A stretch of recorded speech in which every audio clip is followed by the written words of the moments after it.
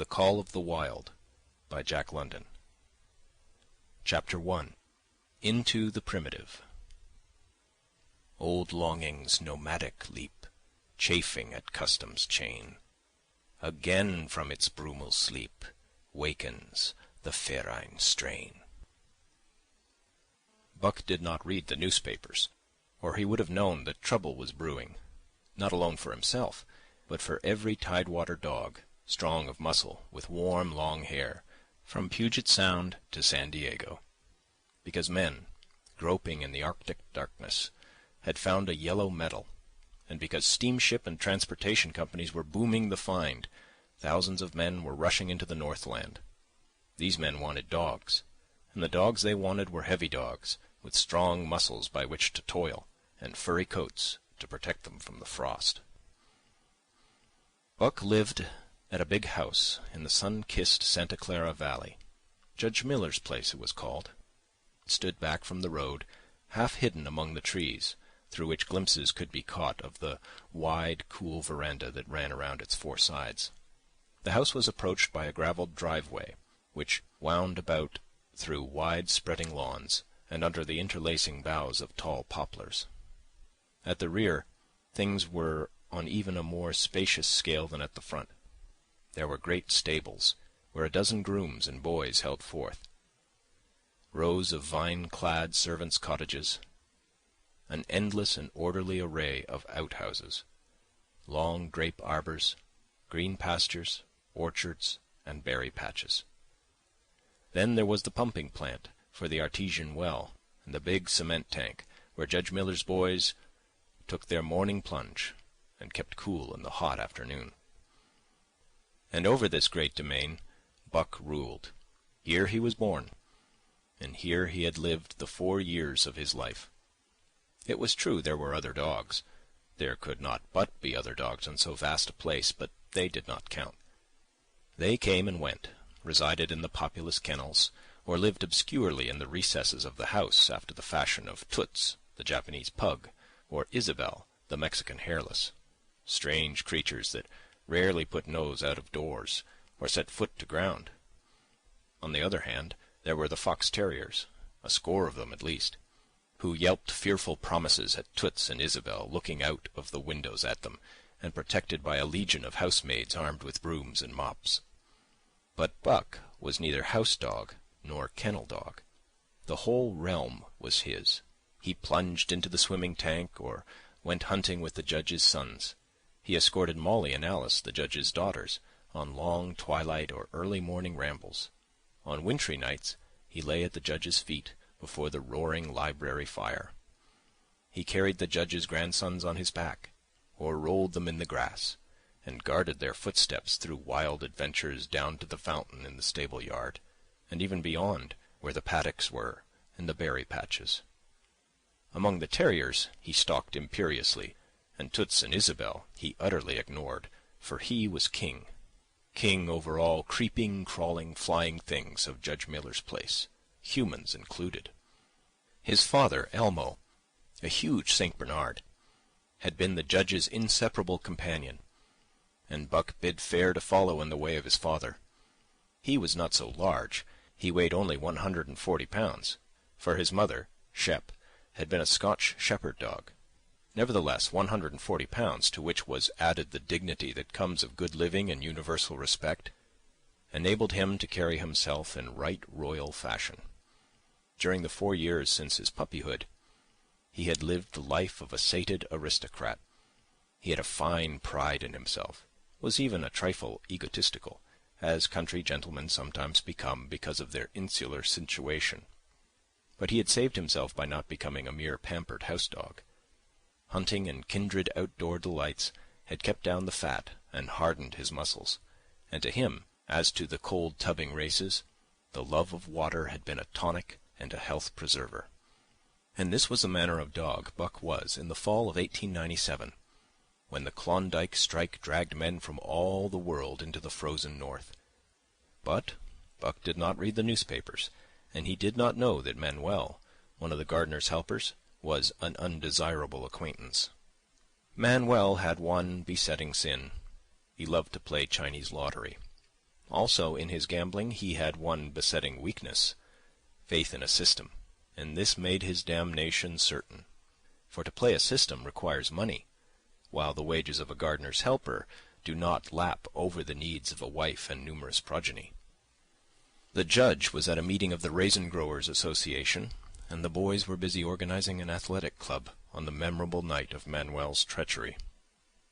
No one saw him and Buck go off through the orchard on what Buck imagined was merely a stroll, and with the exception of a solitary man, no one saw them arrive at the little flag station known as College Park. This man talked with Manuel, and money chinked between them.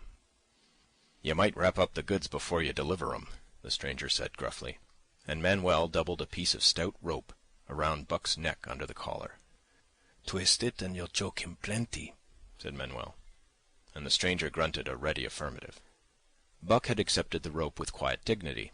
To be sure, it was an unwonted performance, but he had learned to trust in men he knew, and to give them credit for a wisdom that outreached his own. But when the ends of the rope were placed in the stranger's hands, he growled menacingly. He had merely intimated his displeasure, in his pride believing that to intimate was to command. But to his surprise the rope tightened around his neck, shutting off his breath. In quick rage he sprang at the man, who met him halfway, grappled him close by the throat, and with a deft twist threw him over on his back.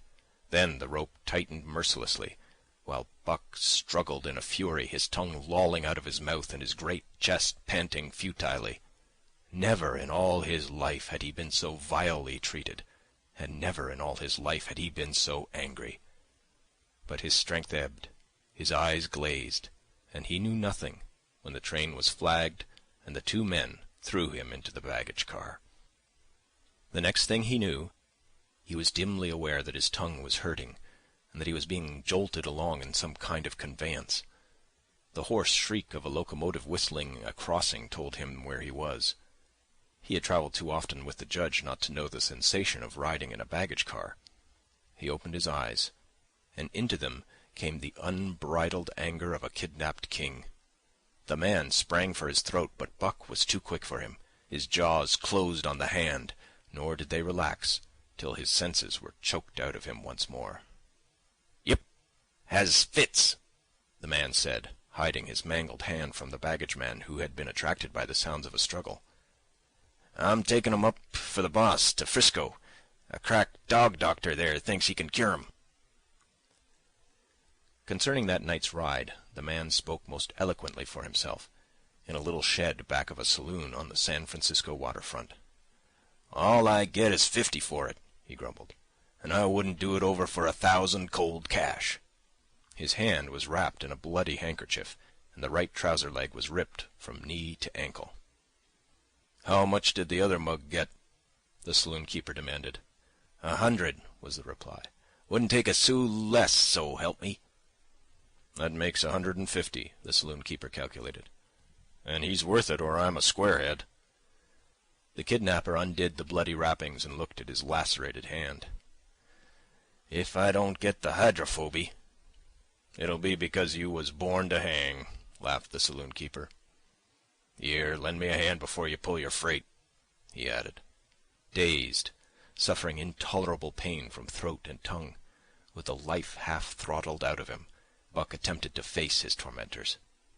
But he was thrown down and choked repeatedly, till they succeeded in filing the heavy brass collar from off his neck. Then the rope was removed, and he was flung into a cage-like crate. There he lay for the remainder of the weary night, nursing his wrath and wounded pride. He could not understand what it all meant. What did they want with him, these strange men? Why were they keeping him pent up in this narrow crate? He did not know why, but he felt oppressed by the vague sense of impending calamity. Several times during the night he sprang to his feet when the shed door rattled open, expecting to see the judge, or the boys at least. But each time it was the bulging face of the saloon-keeper that peered in at him by the sickly light of a tallow candle. And each time the joyful bark that had trembled in Buck's throat was twisted into a savage growl. But the saloon-keeper let him alone, and in the morning 4 men entered and picked up the crate. More tormentors, Buck decided, for they were evil-looking creatures, ragged and unkempt, and he stormed and raged at them through the bars. They only laughed and poked sticks at him, which he promptly assailed with his teeth, till he realized that was what they wanted, whereupon he lay down sullenly and allowed the crate to be lifted into a wagon. Then he and the crate in which he was imprisoned began a passage through many hands. Clerks in the express office took charge of him. He was carted about in another wagon. A truck carried him, with an assortment of boxes and parcels, upon a ferry steamer. He was trucked off the steamer into a great railway depot, and finally he was deposited in an express car. For 2 days and nights this express car was dragged along at the tail of shrieking locomotives, and for 2 days and nights Buck neither ate nor drank. In his anger he had met the first advances of the express messengers with growls, and they had retaliated by teasing him. When he flung himself against the bars, quivering and frothing, they laughed at him and taunted him. They growled and barked like detestable dogs, mewed and flapped their arms and crowed. It was all very silly, he knew, but therefore the more outrage to his dignity, and his anger waxed and waxed. He did not mind the hunger so much, but the lack of water caused him severe suffering, and fanned his wrath to fever pitch. For that matter, high-strung and finely sensitive, the ill treatment had flung him into a fever, which was fed by the inflammation of his parched and swollen throat and tongue. He was glad for one thing. The rope was off his neck. That had given them an unfair advantage, but now that it was off, he would show them. They would never get another rope around his neck. Upon that he was resolved. For 2 days and nights he neither ate nor drank, and during those 2 days and nights of torment he accumulated a fund of wrath that boded ill for whoever first fell foul of him. His eyes turned bloodshot, and he was metamorphosed into a raging fiend. So changed was he that the judge himself would not have recognized him, and the express messengers breathed with relief when they bundled him off the train at Seattle. 4 men gingerly carried the crate from the wagon into a small, high-walled backyard. A stout man, with a red sweater that sagged generously at the neck, came out and signed the book for the driver. That was the man, Buck divined, the next tormentor, and he hurled himself savagely against the bars. The man smiled grimly, and brought a hatchet and a club. "You ain't going to take 'em out now?" the driver asked. "Sure," the man replied, driving the hatchet into the crate for a pry. There was an instantaneous scattering of the 4 men who had carried it in, and from safe perches on top the wall they prepared to watch the performance. Buck rushed at the splintering wood, sinking his teeth into it, surging and wrestling with it. Wherever the hatchet fell on the outside, he was there on the inside, snarling and growling, as furiously anxious to get out as the man in the red sweater was calmly intent on getting him out. "Now, you red-eyed devil," he said, when he had made an opening sufficient for the passage of Buck's body. At the same time he dropped the hatchet and shifted the club to his right hand. And Buck was truly a red-eyed devil, as he drew himself together for the spring, hair bristling, mouth foaming, a mad glitter in his bloodshot eyes. Straight at the man he launched his 140 pounds of fury, surcharged with the pent passion of 2 days and nights. In mid-air, just as his jaws were about to close on the man, he received a shock that checked his body and brought his teeth together with an agonizing clip. He whirled over, fetching the ground on his back and side. He had never been struck by a club in his life, and did not understand. With a snarl that was part bark and more scream, he was again on his feet and launched into the air. And again the shock came, and he was brought crushingly to the ground. This time he was aware that it was the club, but his madness knew no caution. 12 times he charged, and as often the club broke the charge and smashed him down.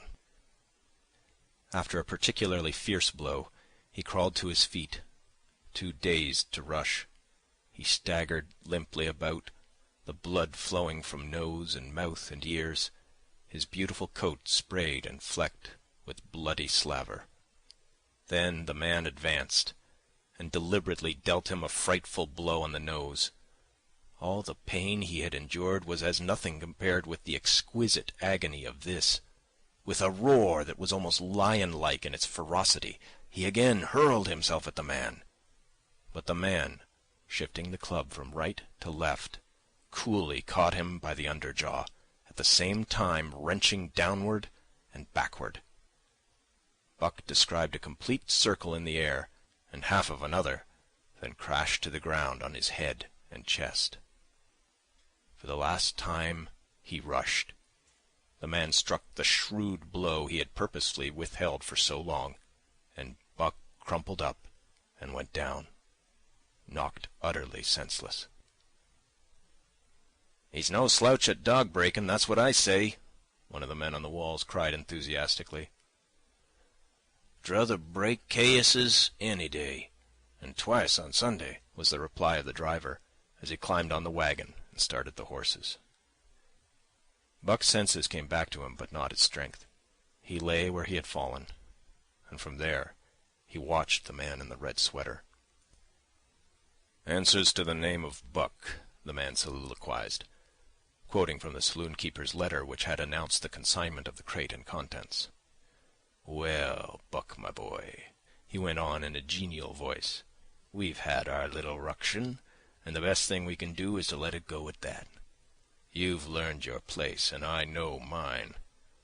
Be a good dog, and all'll go well, and the goose hang high. Be a bad dog, and I'll whale the stuffin' out of you. Understand?" As he spoke, he fearlessly patted the head he had so mercilessly pounded, and though Buck's hair involuntarily bristled at the touch of the hand, he endured it without protest. When the man brought him water, he drank eagerly, and later bolted a generous meal of raw meat, chunk by chunk, from the man's hand. He was beaten, he knew that, but he was not broken. He saw once for all that he stood no chance against a man with a club. He had learned the lesson, and in all his afterlife he never forgot it. That club was a revelation. It was his introduction to the reign of primitive law, and he met the introduction halfway. The facts of life took on a fiercer aspect, and while he faced that aspect uncowed, he faced it with all the latent cunning of his nature aroused. As the days went by, other dogs came, and crates, and at the ends of ropes, some docilely, and some raging and roaring as he had come, and, one and all, he watched them pass under the dominion of the man in the red sweater. Again and again, as he looked at each brutal performance, the lesson was driven home to Buck. A man with a club was a lawgiver, a master to be obeyed, though not necessarily conciliated. Of this last Buck was never guilty, though he did see beaten dogs that fawned upon the man, and wagged their tails and licked his hand. Also, he saw one dog that would neither conciliate nor obey, finally killed in the struggle for mastery. Now and again men came, strangers, who talked excitedly, wheedlingly, and in all kinds of fashions to the man in the red sweater. And at such times that money passed between them, the strangers took one or more of the dogs away with them. Buck wondered where they went, for they never came back, but the fear of the future was strong upon him, and he was glad each time when he was not selected.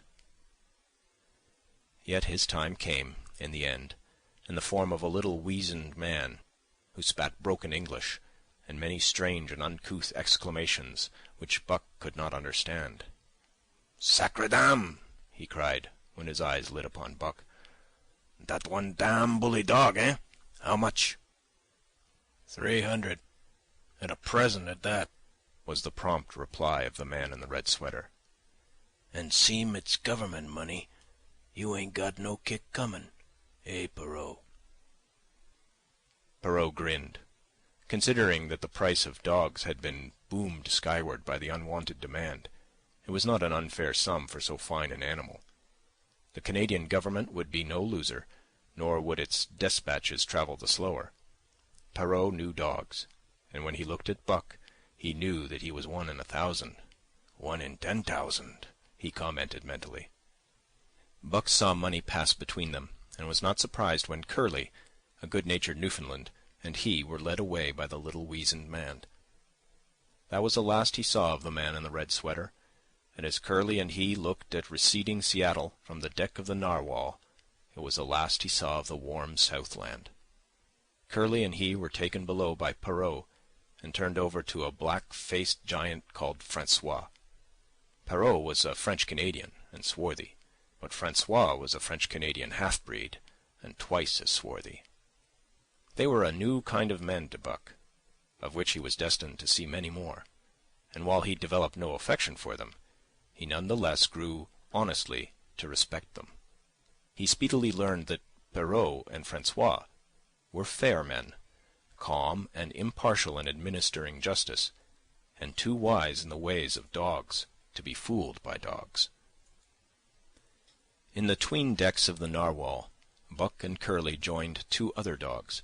One of them was a big, snow-white fellow from Spitzbergen, who had been brought away by a whaling captain, and who had later accompanied a geological survey into the Barrens. He was friendly, in a treacherous sort of way, smiling into one's face the while he meditated some underhand trick, as, for instance, when he stole from Buck's food at the first meal. As Buck sprang to punish him, the lash of Francois's whip sang through the air, reaching the culprit first, and nothing remained to Buck but to recover the bone. That was fair of Francois, he decided, and the half-breed began to rise in Buck's estimation. The other dog made no advances nor received any. Also, he did not attempt to steal from the newcomers. He was a gloomy, morose fellow, and he showed Curly plainly that all he desired was to be left alone, and further, that there would be trouble if he were not left alone. Dave, he was called, and he ate and slept, or yawned between times, and took interest in nothing, not even when the Narwhal crossed Queen Charlotte Sound, and rolled and pitched and bucked like a thing possessed. When Buck and Curly grew excited, half wild with fear, he raised his head as though annoyed, favoured them with an incurious glance, yawned, and went to sleep again. Day and night the ship throbbed to the tireless pulse of the propeller. And though one day was very like another, it was apparent to Buck that the weather was steadily growing colder. At last, one morning, the propeller was quiet, and the Narwhal was pervaded with an atmosphere of excitement. He felt it, as did the other dogs, and knew that a change was at hand. Francois leashed them and brought them to the deck. At the first step upon the cold surface, Buck's feet sank into a white, mushy something very like mud. He sprang back with a snort. More of this white stuff was falling through the air. He shook himself, but more of it fell upon him. He sniffed it curiously, then licked some up on his tongue. It bit like fire, and the next instant was gone. This puzzled him. He tried it again, with the same result. The onlookers laughed uproariously, and he felt ashamed. He knew not why, for it was his first snow. Chapter 2. The Law of Club and Fang. Buck's first day on the Dyea beach was like a nightmare. Every hour was filled with shock and surprise. He had been suddenly jerked from the heart of civilization and flung into the heart of things primordial. No lazy, sun-kissed life was this, with nothing to do but loaf and be bored. Here was neither peace, nor rest, nor a moment's safety. All was confusion and action, and every moment life and limb were in peril. There was imperative need to be constantly alert, for these dogs and men were not town dogs and men. They were savages, all of them, who knew no law but the law of club and fang. He had never seen dogs fight as these wolfish creatures fought, and his first experience taught him an unforgettable lesson. It is true it was a vicarious experience, else he would not have lived to profit by it. Curly was the victim. They were camped near the log store where she, in her friendly way, made advances to a husky dog, the size of a full-grown wolf, though not half so large as she. There was no warning, only a leap in like a flash, a metallic clip of teeth, a leap out equally swift, and Curly's face was ripped open from eye to jaw. It was the wolf manner of fighting, to strike and leap away. But there was more to it than this. 30 or 40 huskies ran to the spot and surrounded the combatants in an intent and silent circle. Buck did not comprehend that silent intentness, nor the eager way with which they were licking their chops. Curly rushed her antagonist, who struck again and leaped aside. He met her next rush with his chest in a peculiar fashion that tumbled her off her feet. She never regained them. This was what the onlooking huskies had been waiting for. They closed in upon her, snarling and yelping, and she was buried, screaming with agony, beneath the bristling mass of bodies. So sudden was it, and so unexpected, that Buck was taken aback. He saw Spitz run out his scarlet tongue in a way he had of laughing, and he saw Francois, swinging an axe, spring into the mess of dogs. 3 men with clubs were helping him to scatter them. It did not take long. 2 minutes from the time Curly went down, the last of her assailants were clubbed off. But she lay there, limp and lifeless, in the bloody, trampled snow, almost literally torn to pieces, the swart half-breed standing over her and cursing horribly. The scene often came back to Buck, to trouble him in his sleep. So that was the way. No fair play. Once down, that was the end of you. Well, he would see to it that he never went down. Spitz ran out his tongue and laughed again, and from that moment Buck hated him with a bitter and deathless hatred. Before he had recovered from the shock caused by the tragic passing of Curly, he received another shock. Francois fastened upon him an arrangement of straps and buckles. It was a harness, such as he had seen the grooms put on the horses at home. And as he had seen horses work, so he was set to work, hauling Francois on a sled to the forest that fringed the valley, and returning with a load of firewood. Though his dignity was sorely hurt by thus being made a draft animal, he was too wise to rebel. He buckled down with a will and did his best, though it was all new and strange. Francois was stern and demanding instant obedience, and by virtue of his whip, receiving instant obedience, while Dave, who was an experienced wheeler, nipped Buck's hindquarters whenever he was in error. Spitz was the leader, likewise experienced, and while he could not always get at Buck, he growled sharp reproof now and again, or cunningly threw his weight in the traces to jerk Buck into the way he should go. Buck learned easily, and under the combined tuition of his 2 mates and Francois, made remarkable progress. Ere they returned to camp, he knew enough to stop at "Ho!" and to go ahead at "Mush!", to swing wide on the bends, and to keep clear of the wheeler when the loaded sled shot downhill at their heels. "Très ver, good dogs," Francois told Perrault. "Dat Buck, him pull like hell. I teach him quick as anything." By afternoon, Perrault, who was in a hurry to be on the trail with his dispatches, returned with 2 more dogs, Billy and Joe, he called them, 2 brothers, and true huskies both. Sons of one mother though they were as different as day and night. Billy's one fault was his excessive good nature, while Joe was the very opposite, sour and introspective, with a perpetual snarl and a malignant eye. Buck received them in comradely fashion. Dave ignored them, while Spitz proceeded to thrash first one and then the other. Billy wagged his tail appeasingly, turned to run when he saw that appeasement was of no avail, and cried, still appeasingly, when Spitz's sharp teeth scored his flank. But no matter how Spitz circled, Joe whirled around on his heels to face him, mane bristling, ears laid back, lips writhing and snarling, jaws clipping together as fast as he could snap, and eyes diabolically gleaming, the incarnation of belligerent fear.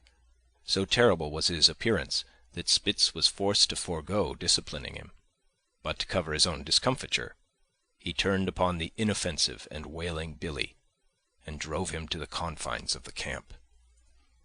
By evening Perrault secured another dog, an old husky, long and lean and gaunt, with a battle-scarred face and a single eye which flashed a warning of prowess that commanded respect. He was called Sol-leks, which means the angry one.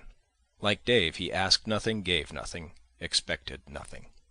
And when he marched slowly and deliberately into their midst, even Spitz left him alone. He had one peculiarity which Buck was unlucky enough to discover. He did not like to be approached on his blind side. Of this offence Buck was unwittingly guilty, and the first knowledge he had of his indiscretion was when Sol-leks whirled upon him and slashed his shoulder to the bone for 3 inches up and down.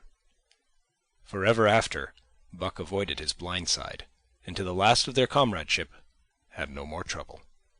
His only apparent ambition, like Dave's, was to be left alone, though, as Buck was afterward to learn, each of them possessed one other and even more vital ambition. That night, Buck faced the great problem of sleeping. The tent, illumined by a candle, glowed warmly in the midst of the white plain, and when he, as a matter of course, entered it, both Perrault and Francois bombarded him with curses and cooking utensils, till he recovered from his consternation and fled ignominiously into the outer cold. A chill wind was blowing that nipped him sharply, and bit with especial venom into his wounded shoulder. He lay down on the snow and attempted to sleep, but the frost soon drove him shivering to his feet.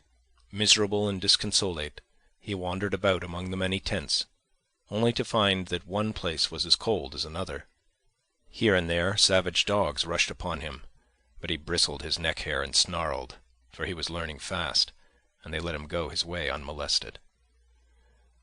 Finally an idea came to him. He would return and see how his own teammates were making out. To his astonishment, they had disappeared. Again he wandered about through the great camp, looking for them, and again he returned. Were they in the tent? No, that could not be, else he would not have been driven out. Then where could they possibly be? With drooping tail and shivering body, very forlorn indeed, he aimlessly circled the tent. Suddenly the snow gave way beneath his forelegs, and he sank down. Something wriggled under his feet. He sprang back, bristling and snarling, fearful of the unseen and unknown. But a friendly little yelp reassured him, and he went back to investigate. A whiff of warm air ascended to his nostrils, and there, curled up under the snow in a snug ball, lay Billy. He whined placatingly, squirmed and wriggled to show his good will and intentions, and even ventured, as a bribe for peace, to lick Buck's face with his warm, wet tongue. Another lesson. So that was the way they did it, eh? Buck confidently selected a spot, and with much fuss and waste effort, proceeded to dig a hole for himself. In a trice the heat from his body filled the confined space, and he was asleep. The day had been long and arduous, and he slept soundly and comfortably, though he growled and barked and wrestled with bad dreams. Nor did he open his eyes till roused by the noises of the waking camp. At first he did not know where he was. It had snowed during the night, and he was completely buried. The snow walls pressed him on every side, and a great surge of fear swept through him, the fear of the wild thing for the trap. It was a token that he was harking back through his own life to the lives of his forebears, for he was a civilized dog, an unduly civilized dog, and of his own experience knew no trap and so could not of himself fear it. The muscles of his whole body contracted spasmodically and instinctively, the hair on his neck and shoulders stood on end, and with a ferocious snarl he bounded straight up into the blinding day, the snow flying about him in a flashing cloud. Ere he landed on his feet, he saw the white camp spread out before him, and knew where he was, and remembered all that had passed from the time he went for a stroll with Manuel to the hole he had dug for himself the night before. A shout from Francois hailed his appearance. "What I say?" the dog-driver called to Perrault. "Dat Buck, for sure, learn quick as anything." Perrault nodded gravely. As courier for the Canadian government, bearing important despatches, he was anxious to secure the best dogs, and he was particularly gladdened by the possession of Buck. 3 more huskies were added to the team inside an hour, making a total of 9. And before another quarter of an hour had passed, they were in harness and swinging up the trail toward the Dyea Cañon. Buck was glad to be gone, and though the work was hard, he found he did not particularly despise it. He was surprised at the eagerness which animated the whole team, and which was communicated to him. But still more surprising was the change wrought in Dave and Sol Leks. They were new dogs, utterly transformed by the harness. All passiveness and unconcern had dropped from them. They were alert and active, anxious that the work should go well, and fiercely irritable with whatever, by delay or confusion, retarded that work. The toil of the traces seemed the supreme expression of their being, and all that they lived for, and the only thing in which they took delight. Dave was wheeler, or sled dog. Pulling in front of him was Buck. Then came Sol Leks. The rest of the team was strung out ahead, single file to the leader, which position was filled by Spitz. Buck had been purposefully placed between Dave and Sol Leks, so that he might receive instruction, apt scholar that he was. They were equally apt teachers, never allowing him to linger long in error, and enforcing their teaching with their sharp teeth. Dave was fair, and very wise. He never nipped Buck without cause, and he never failed to nip him when he stood in need of it. As Francois's whip backed him up, Buck found it to be cheaper to mend his ways than to retaliate. Once, during a brief halt, when he got tangled in the traces and delayed the start, both Dave and Sol Leks flew at him and administered a sound trouncing. The resulting tangle was even worse, but Buck took good care to keep the traces clear thereafter, and ere the day was done, so well had he mastered his work, his mates about ceased nagging him. Francois's whip snapped less frequently, and Perrault even honored Buck by lifting up his feet and carefully examining them. It was a hard day's run, up the cañon, through Sheep Camp, past the scales and the timber line, across glaciers and snowdrifts hundreds of feet deep, and over the great Chilkoot Divide, which stands between the salt water and the fresh, and guards forbiddingly the sad and lonely north. They made good time down the chain of lakes which fills the craters of extinct volcanoes, and late that night pulled into the huge camp at the head of Lake Bennett, where thousands of gold-seekers were building boats against the break-up of the ice in the spring. Buck made his hole in the snow and slept the sleep of the exhausted just, but all too early was routed out in the cold darkness and harnessed with his mates to the sled. That day they made 40 miles, the trail being packed, but the next day, and for many days to follow, they broke their own trail, worked harder, and made poorer time. As a rule, Perrault traveled ahead of the team, packing the snow with webbed shoes to make it easier for them. Francois, guiding the sled at the gee-pole, sometimes exchanged places with him, but not often. Perrault was in a hurry, and he prided himself on his knowledge of ice, which knowledge was indispensable, for the fall ice was very thin, and where there was swift water, there was no ice at all. Day after day, for days unending, Buck toiled in the traces. Always they broke camp in the dark, and the first gray of dawn found them hitting the trail with fresh miles reeled off behind them. And always they pitched camp after dark, eating their bit of fish and crawling to sleep into the snow. Buck was ravenous. The pound and a half of sun-dried salmon, which was his ration for each day, seemed to go nowhere. He never had enough, and suffered from perpetual hunger pangs. Yet the other dogs, because they weighed less and were born to the life, received a pound only of the fish and managed to keep in good condition. He swiftly lost the fastidiousness which had characterized his old life. A dainty eater, he found that his mates, finishing first, robbed him of his unfinished ration. There was no defending it. While he was fighting off 2 or 3, it was disappearing down the throats of the others. To remedy this, he ate as fast as they, and so greatly did hunger compel him, he was not above taking what did not belong to him. He watched and learned. When he saw Pike, one of the new dogs, a clever malingerer and thief, slyly steal a slice of bacon when Perrault's back was turned, he duplicated the performance the following day, getting away with the whole chunk. A great uproar was raised, but he was unsuspected. Wild Dub, an awkward blunderer who was always getting caught, was punished for Buck's misdeed. This first theft marked Buck as fit to survive in the hostile Northland environment. It marked his adaptability, his capacity to adjust himself to changing conditions, the lack of which would have meant swift and terrible death. It marked further the decay or going to pieces of his moral nature, a vain thing and a handicap in the ruthless struggle for existence.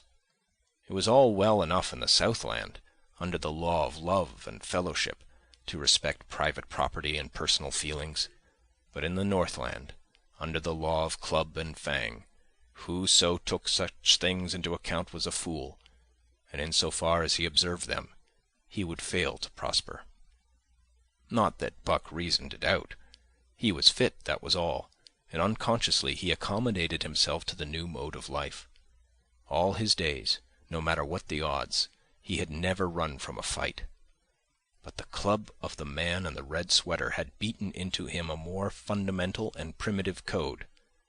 Civilized, he could have died for a moral consideration, say the defense of Judge Miller's riding whip.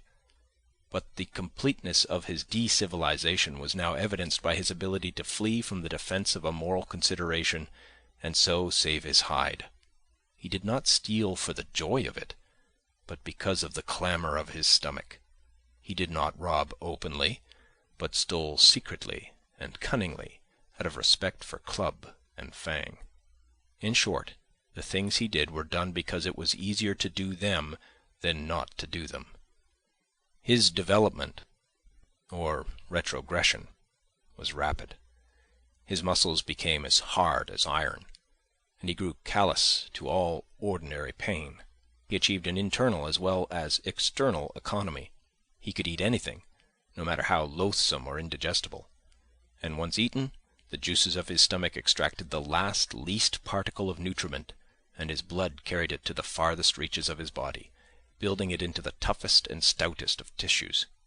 Sight and scent became remarkably keen, while his hearing developed such acuteness that in his sleep he heard the faintest sound and knew whether it heralded peace or peril. He learned to bite the ice out with his teeth when it collected between his toes, and when he was thirsty, and there was a thick scum of ice over the water-hole, he would break it by rearing and striking it with stiff forelegs. His most conspicuous trait was an ability to scent the wind and forecast it a night in advance. No matter how breathless the air when he dug his nest by tree or bank, the wind that later blew inevitably found him to leeward, sheltered and snug. And not only did he learn by experience, but instincts long dead became alive again. The domesticated generations fell from him. In vague ways he remembered back to the youth of the breed, to the time the wild dogs ranged in packs through the primeval forest and killed their meat as they ran it down. It was no task for him to learn to fight with cut and slash and the quick wolf snap. In this manner had fought forgotten ancestors. They quickened the old life within him, and the old tricks which they had stamped into the heredity of the breed were his tricks. They came to him without effort or discovery, as though they had been his always. And when, on the still cold nights, he pointed his nose at a star and howled long and wolf-like, it was his ancestors, dead and dust, pointing nose at star and howling down through the centuries and through him. And his cadences were their cadences, the cadences which voiced their woe and what to them was the meaning of the stiffness and the cold and dark. Thus, as token of what a puppet thing life is, the ancient song surged through him, and he came into his own again. And he came because men had found a yellow metal in the north, and because Manuel was a gardener's helper whose wages did not lap over the needs of his wife and divers small copies of himself. End of Chapter 2. Chapter 3. The Dominant Primordial Beast. The dominant primordial beast was strong in Buck, and under the fierce conditions of trail life it grew and grew. Yet it was a secret growth. His newborn cunning gave him poise and control. He was too busy adjusting himself to the new life to feel at ease, and not only did he not pick fights, he avoided them whenever possible. A certain deliberateness characterized his attitude. He was not prone to rashness and precipitate action, and in the bitter hatred between him and Spitz he betrayed no impatience, shunned all offensive acts. On the other hand, possibly because he divined in Buck a dangerous rival, Spitz never lost an opportunity of showing his teeth. He even went out of his way to bully Buck, striving constantly to start the fight which could end only in the death of one or the other. Early in the trip this might have taken place had it not been for an unwonted accident. At the end of this day they made a bleak and miserable camp on the shore of Lake Lebarge. Driving snow, a wind that cut like a white-hot knife, and darkness had forced them to grope for a camping place. They could hardly have fared worse. At their backs rose a perpendicular wall of rock, and Perrault and Francois were compelled to make their fire and spread their sleeping robes on the ice of the lake itself. The tent they had discarded at Dyea in order to travel light. A few sticks of driftwood furnished them with a fire that thawed down through the ice, and left them to eat supper in the dark. Close in under the sheltering rock, Buck made his nest. So snug and warm was it that he was loath to leave it when Francois distributed the fish which he had first thawed over the fire.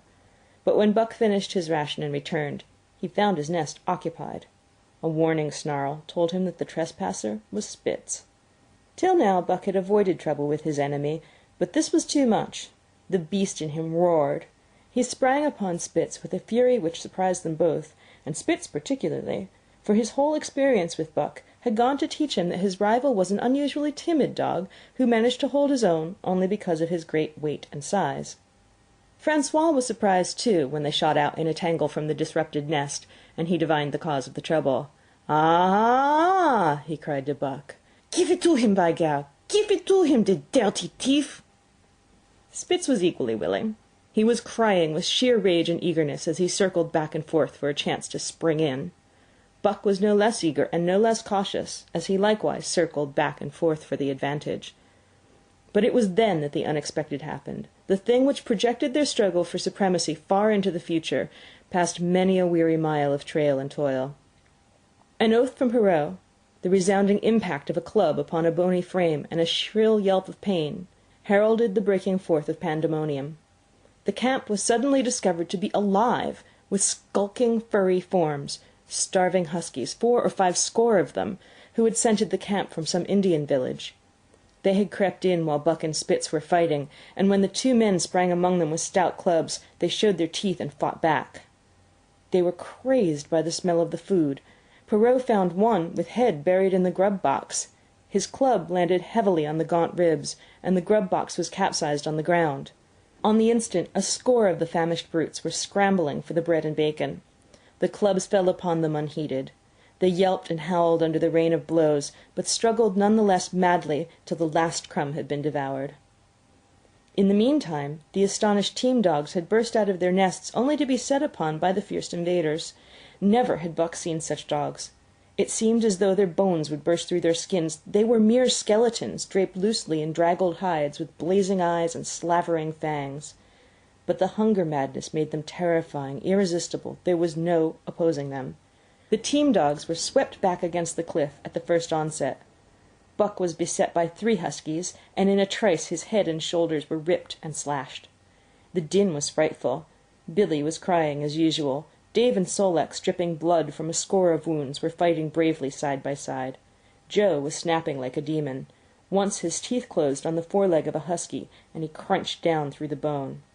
Pike, the malingerer, leaped upon the crippled animal, breaking its neck with a quick flash of teeth and a jerk. Buck got a frothing adversary by the throat, and was sprayed with blood when his teeth sank through the jugular. The warm taste of it in his mouth goaded him to greater fierceness. He flung himself upon another, and at the same time felt teeth sink into his own throat. It was Spitz, treacherously attacking from the side. Perrault and Francois, having cleaned out their part of the camp, hurried to save their sled dogs. The wild wave of famished beasts rolled back before them, and Buck shook himself free. But it was only for a moment. The 2 men were compelled to run back to save the grub, upon which the huskies returned to the attack on the team. Billy, terrified into bravery, sprang through the savage circle and fled away over the ice. Pike and Dub followed on his heels, with the rest of the team behind. As Buck drew himself together to spring after them, out of the tail of his eye he saw Spitz rush upon him with the evident intention of overthrowing him. Once off his feet and under that mask of huskies, there was no hope for him, but he braced himself to the shock of Spitz's charge, then joined the flight out on the lake. Later, the 9 team dogs gathered together and sought shelter in the forest. Though unpursued, they were in a sorry plight. There was not one who was not wounded in 4 or 5 places, while some were wounded grievously. Dub was badly injured in a hind leg. Dolly, the last husky added to the team at Dyea, had a badly torn throat. Joe had lost an eye, while Billy the good-natured, with an ear chewed and rent to ribbons, cried and whimpered throughout the night. At daybreak they limped warily back to camp, to find the marauders gone and the 2 men in bad tempers. Fully half their grub supply was gone. The huskies had chewed through the sled lashings and the canvas coverings. In fact, nothing, no matter how remotely eatable, had escaped them. They had eaten a pair of Perrault's moose-hide moccasins, chunks out of the leather traces, and even 2 feet of lash from the end of Francois's whip. He broke from a mournful contemplation of it, to look over his wounded dogs. "Ah, my friends," he said softly, "maybe it make you mad dog, dose many bites. Maybe all mad dog. Sacre dame! What you think, eh, Perrault?"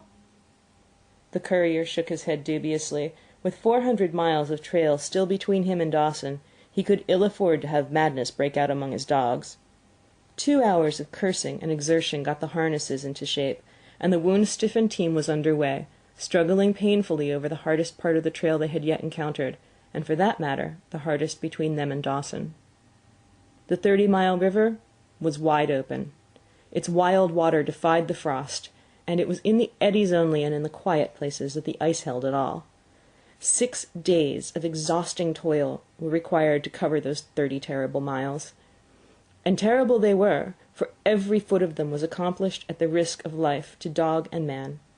A dozen times Perrault, nosing the way, broke through the ice bridges, being saved by the long pole he carried, which he so held that it fell each time across the hole made by his body.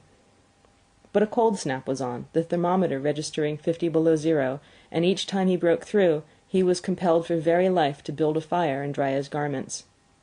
Nothing daunted him, and it was because nothing daunted him that he had been chosen for government courier. He took all manner of risks, resolutely thrusting his little weazened face into the frost, and struggling on from dim dawn to dark. He skirted the frowning shores on rim ice that bent and crackled underfoot, and upon which they dared not halt. Once the sled broke through with Dave and Buck, and they were half frozen and all but drowned by the time they were dragged out. The usual fire was necessary to save them. They were coated solidly with ice, and the 2 men kept them on the run around the fire, sweating and thawing so close that they were singed by the flames. At another time Spitz went through, dragging the whole team after him up to Buck, who strained backwards with all his strength, his forepaws on the slippery edge and the ice quivering and snapping all around. But behind him was Dave, likewise straining backwards, and behind the sled was Francois, pulling till his tendons cracked. Again the rim ice broke away before and behind, and there was no escape except up the cliff. Perrault scaled it by a miracle, while Francois prayed for just that miracle, and with every thong and sled lashing, and the last bit of harness rove into a long rope, the dogs were hoisted one by one to the cliff crest. Francois came up last, after the sled and load. Then came the search for a place to descend, which descent was ultimately made by the aid of a rope, and night found them back on the river, with 1/4 of a mile to the day's credit. By the time they made Hootalinqua and good ice, Buck was played out. The rest of the dogs were in like condition, but Perrault, to make up lost time, pushed them late and early. The first day they covered 35 miles to the Big Salmon. The next day 35 more to the Little Salmon. The third day 40 miles, which brought them well up toward Five Fingers. Buck's feet were not so compact and hard as the feet of the huskies. His had softened during the many generations since the day his last wild ancestor was tamed by a cave-dweller or river-man. All day long he limped in agony, and camp once made, lay down like a dead dog. Hungry as he was, he would not move to receive his ration of fish, which Francois had to bring him. Also, the dog-driver rubbed Buck's feet for half an hour each night after supper, and sacrificed the tops of his own moccasins to make 4 moccasins for Buck. This was a great relief, and Buck caused even the weazened face of Perrault to twist itself into a grin one morning, when Francois forgot the moccasins, and Buck lay on his back, his 4 feet waving appealingly in the air, and refused to budge without them. Later his feet grew hard to the trail, and the worn-out footgear was thrown away. At the Pelly one morning, as they were harnessing up, Dolly, who'd never been conspicuous for anything, went suddenly mad. She announced her condition by a long, heart-breaking wolf howl that sent every dog bristling with fear, then sprang straight for Buck. He had never seen a dog go mad, nor did he have any reason to fear madness, yet he knew that here was horror, and he fled away from it in a panic. Straight away he raced, with Dolly, panting and frothing, 1 leap behind. Nor could she gain on him, so great was his terror, nor could he leave her, so great was her madness. He plunged through the wooded breast of the island, flew down to the lower end, crossed a back channel filled with rough ice to another island, gained a 3rd island, curved back to the main river, and in desperation started to cross it. And all the time, though he did not look, he could hear her snarling just 1 leap behind. Francois called to him 1/4 of a mile away, and he doubled back, still 1 leap ahead, gasping painfully for air and putting all his faith in that Francois would save him. The dog-driver held the axe poised in his hand, and as Buck shot past him, the axe crashed down upon Mad Dolly's head. Buck staggered over against the sled, exhausted, sobbing for breath, helpless. This was Spitz's opportunity. He sprang upon Buck, and twice his teeth sank into his unresisting foe and ripped and tore the flesh to the bone. Then Francois's lash descended, and Buck had the satisfaction of watching Spitz receive the worst whipping as yet administered to any of the teams. "One devil dat Spitz," remarked Perrault. "Some damn day him kill dat Buck." "Dat Buck too devil," was Francois's rejoinder. "All the time I watch dat Buck, I know for sure. Listen, some damn fine day him get mad like hell, and den him chew dat Spitz up and spit him out on the ground. Sure, I know." From then on it was war between them. Spitz, as lead dog and acknowledged master of the team, felt his supremacy threatened by this strange Southland dog. And strange Buck was to him, for of the many Southland dogs he'd known, not one had shown up worthily in camp and on trail. They were all too soft, dying under the toil, the frost, and starvation. Buck was the exception. He alone endured and prospered, matching the husky in strength, savagery, and cunning. Then he was a masterful dog, and what made him dangerous was the fact that the club of the man in the red sweater had knocked all blind pluck and rashness out of his desire for mastery. He was preeminently cunning, and could bide his time with a patience that was nothing less than primitive. It was inevitable that the clash for leadership should come. Buck wanted it.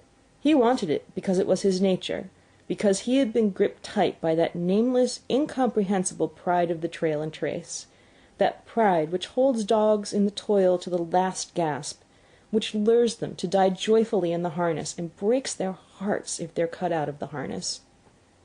This was the pride of Dave as wheel dog, of Sol-leks as he pulled with all his strength, the pride that laid hold of them at break of camp, transforming them from sour and sullen brutes into straining, eager, ambitious creatures, the pride that spurred them on all day and dropped them at pitch of camp at night, letting them fall back into gloomy unrest and uncontent. This was the pride that bore up Spitz and made him thrash the sled dogs who blundered and shirked in the traces or hid away at harness-up time in the morning. Likewise, it was this pride that made him fear Buck as a possible lead dog. And this was Buck's pride, too. He openly threatened the other's leadership. He came between him and the shirks he should have punished, and he did it deliberately. One night there was a heavy snowfall, and in the morning Pike the malingerer did not appear. He was securely hidden in his nest under a foot of snow. Francois called him and sought him in vain. Spitz was wild with wrath. He raged through the camp, smelling and digging in every likely place, snarling so frightfully that Pike heard and shivered in his hiding place.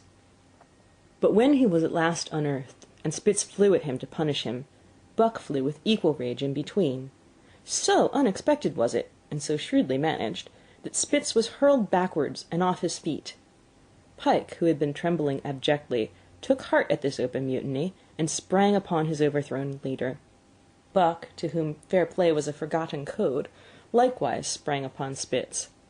But Francois, chuckling at the incident, while unswerving in the administration of justice, brought his lash down upon Buck with all his might.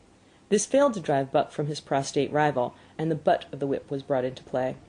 Half stunned by the blow, Buck was knocked backwards, and the lash laid upon him again and again, while Spitz soundly punished the many times offending Pike. In the days that followed, as Dawson grew closer and closer, Buck still continued to interfere between Spitz and the culprits, but he did it craftily when Francois was not around. With the covert mutiny of Buck, a general insubordination sprang up and increased. Dave and Sol-leks were unaffected, but the rest of the team went from bad to worse. Things no longer went right. There was continual bickering and jangling. Trouble was always afoot, and at the bottom of it was Buck. He kept Francois busy, for the dog-driver was in constant apprehension of the life-and-death struggle between the two, which he knew must take place sooner or later, and on more than one night the sounds of quarrelling and strife among the other dogs turned him out of his sleeping robe, fearful that Buck and Spitz were at it. But the opportunity did not present itself, and they pulled into Dawson one dreary afternoon with the great fight still to come. Here were many men and countless dogs, and Buck found them all at work. It seemed the ordained order of things that dogs should work. All day they swung up and down the main street in long teams, and in the night their jingling bells still went by. They hauled cabin logs and firewood, freighted up to the mines, and did all manner of work that horses did in the Santa Clara Valley. Here and there Buck met Southland dogs, but in the main they were the wild wolf husky breed. Every night regularly at 9, at 12, at 3, they lifted a nocturnal song, a weird and eerie chant, in which it was Buck's delight to join. With the aurora borealis flaming coldly overhead, or the stars leaping in the frost dance, and the land numb and frozen under its pall of snow, this song of the huskies might have been the defiance of life, only it was pitched in a minor key, with long-drawn wailings and half-sobs, and it was more the pleading of life, the articulate travail of existence. It was an old song, old as the breed itself, one of the first songs of the younger world, in a day when songs were sad. It was invested with the woe of unnumbered generations, this plaint by which Buck was so strangely stirred.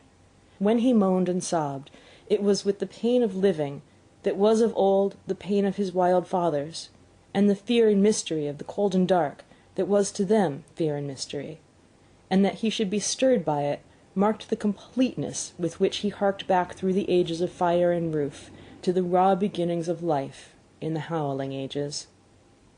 7 days from the time they pulled into Dawson, they dropped down the steep bank by the barracks to the Yukon Trail and pulled for Dyea and Salt Water. Perrault was carrying dispatches, if anything, more urgent than those he brought in. Also, the travel pride had gripped him, and he proposed to make the record trip of the year. Several things favoured him in this. The week's rest had recuperated the dogs and put them in thorough trim. The trail they had broken into the country was packed hard by later journeyers, and further, the police had arranged in 2 or 3 places deposits of grub for dog and man, and he was travelling light. They made 60 Mile, which is a 50-mile run, on the first day, and the second day saw them booming up the Yukon well on their way to Pelly. But such splendid running was achieved not without great trouble and vexation on the part of Francois. The insidious revolt led by Buck had destroyed the solidarity of the team. It no longer was as one dog leaping in the traces. The encouragement Buck gave the rebels led them into all kinds of petty misdemeanors. No more was Spitz a leader greatly to be feared. The old awe departed, and they grew equal to challenging his authority. Pike robbed him of half a fish one night, and gulped it down under the protection of Buck. Another night, Dub and Joe fought Spitz, and made him forego the punishment they deserved. And even Billy the good-natured was less good-natured, and whined not half so placatingly as in former days. Buck never came near Spitz without snarling and bristling menacingly. In fact, his conduct approached that of a bully, and he was given to swaggering up and down before Spitz's very nose. The breaking down of discipline likewise affected the dogs in their relations with one another. They quarrelled and bickered more than ever among themselves, till at times the camp was a howling bedlam. Dave and Sol-leks alone were unaltered, though they were made irritable by the unending squabbling. Francois swore strange barbarous oaths, and stamped the snow in futile rage, and tore his hair. His lash was always singing among the dogs, but it was of small avail. Directly his back was turned, they were at it again. He backed up Spitz with his whip, while Buck backed up the remainder of the team. Francois knew he was behind all the trouble, and Buck knew he knew, but Buck was too clever ever again to be caught red-handed. He worked faithfully in the harness, for the toil had become a delight to him. Yet it was a greater delight slyly to precipitate a fight amongst his mates and tangle the traces. At the mouth of the Tahkeena, one night after supper, Dub turned up a snowshoe rabbit, blundered it, and missed. In a second the whole team was in full cry. 100 yards away was a camp of Northwest police, with 50 dogs, huskies all, who joined the chase. The rabbit sped down the river, turned off into a small creek, up the frozen bed of which it held steadily. It ran lightly on the surface of the snow, while the dogs ploughed through by main strength. Buck led the pack, 60 strong, around bend after bend, but he could not gain. He lay down low to the race, whining eagerly, his splendid body flashing forward, leap by leap, in the wan white moonlight. And leap by leap, like some pale frost wraith, the snowshoe rabbit flashed on ahead. All that stirring of old instincts, which at stated periods drives men out from the sounding cities to forest and plain to kill things by chemically propelled leaden pellets, the bloodlust, the joy to kill, all this was Buck's, only it was infinitely more intimate. He was ranging at the head of the pack, running the wild thing down, the living meat, to kill with his own teeth and wash his muzzle to the eyes in warm blood. There is an ecstasy that marks the summit of life, and beyond which life cannot rise. And such is the paradox of living. This ecstasy comes when one is most alive, and it comes as a complete forgetfulness that one is alive. This ecstasy, this forgetfulness of living, comes to the artist, caught up and out of himself in a sheet of flame. It comes to the soldier, war-mad on a stricken field and refusing quarter. And it came to Buck, leading the pack, sounding the old wolf cry, straining after the food that was alive, and that fled swiftly before him through the moonlight. He was sounding the deeps of his nature, and the parts of his nature that were deeper than he, going back to the womb of time. He was mastered by the sheer surging of life, the tidal wave of being, the perfect joy of each separate muscle, joint, and sinew, and that it was everything that was not death, that it was aglow and rampant, expressing itself in movement, flying exultantly under the stars and over the face of dead matter that did not move. But Spitz, cold and calculating even in his supreme moods, left the pack and cut across a narrow neck of land where the creek made a long bend around. Buck did not know of this, and as he rounded the bend, the frost wraith of the rabbit still flitting before him, he saw another and larger frost wraith leap from the overhanging bank into the immediate path of the rabbit. It was Spitz. The rabbit could not turn, and as the white teeth broke its back in mid-air, it shrieked as loudly as a stricken man may shriek. At the sound of this, the cry of life plunging down from life's apex in the grip of death, the fall pack at Buck's heels raised a hell's chorus of delight. Buck did not cry out.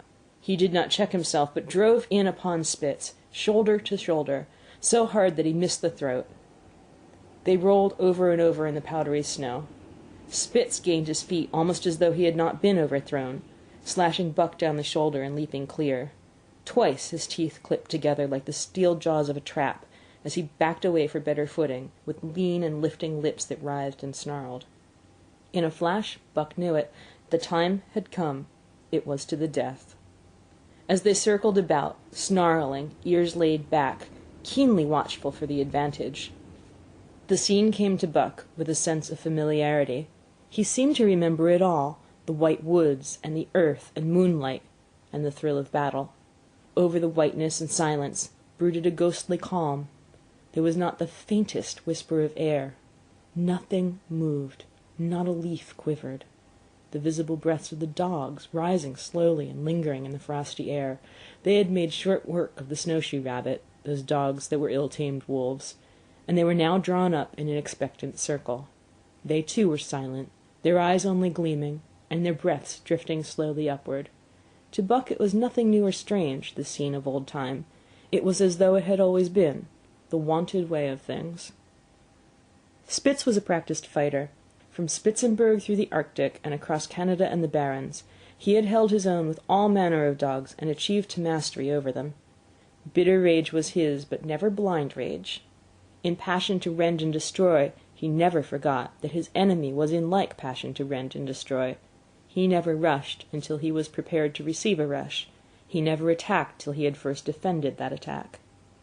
In vain Buck strove to sink his teeth in the neck of the big white dog. Wherever his fangs struck for the softer flesh, they were countered by the fangs of Spitz. Fang clashed fang, and lips were cut and bleeding, but Buck could not penetrate his enemy's guard. Then he warmed up, and enveloped Spitz in a whirlwind of rushes. Time and time again he tried for the snow-white throat, where life bubbled near to the surface, and each and every time Spitz slashed him and got away. Then Buck took to rushing, as though for the throat, when suddenly, drawing back his head and curving in from the side, he would drive his shoulder at the shoulder of Spitz, as a ram by which to overthrow him. But instead, Buck's shoulder was slashed down each time, as Spitz leapt lightly away. Spitz was untouched, while Buck was streaming with blood and panting hard. The fight was growing desperate. And all the while, the silent and wolfish circle waited to finish off whichever dog went down. As Buck grew winded, Spitz took to rushing, and he kept him staggering for footing. Once Buck went over, and the whole circle of 60 dogs started up, but he recovered himself, almost in mid-air, and the circle sank down again and waited. But Buck possessed a quality that made for greatness: imagination. He fought by instinct, but he could fight by head as well. He rushed, as though attempting the old shoulder trick, but at the last instant swept low to the snow and in. His teeth closed on Spitz's left foreleg. There was a crunch of breaking bone, and the white dog faced him on 3 legs. Thrice he tried to knock him over, then repeated the trick and broke the right foreleg. Despite the pain and helplessness, Spitz struggled madly to keep up. He saw the silent circle, with gleaming eyes, lolling tongues, and silvery breaths drifting upward, closing in upon him, as he had seen similar circles close in upon beaten antagonists in the past. Only this time he was the one who was beaten. There was no hope for him. Buck was inexorable. Mercy was a thing reserved for gentler climes. He maneuvered for the final rush. The circle had tightened till he could feel the breaths of the huskies on his flanks. He could see them beyond Spitz and to either side, half crouching for the spring, their eyes fixed upon him. A pause seemed to fall. Every animal was motionless, as though turned to stone. Only Spitz quivered and bristled as he staggered back and forth, snarling with horrible menace, as though to frighten off impending death. Then Buck sprang in and out, but while he was in, shoulder had last squarely met shoulder. The dark circle became a dot on the moon-flooded snow as Spitz disappeared from view. Buck stood and looked on, the successful champion, the dominant primordial beast who had made his kill and found it good. Chapter 4. Who has won to mastership. What I say? I speak true when I say dat Buck too devil. This was Francois's speech the next morning, when he discovered Spitz missing and Buck covered with wounds. He drew him to the fire, and by its light pointed them out.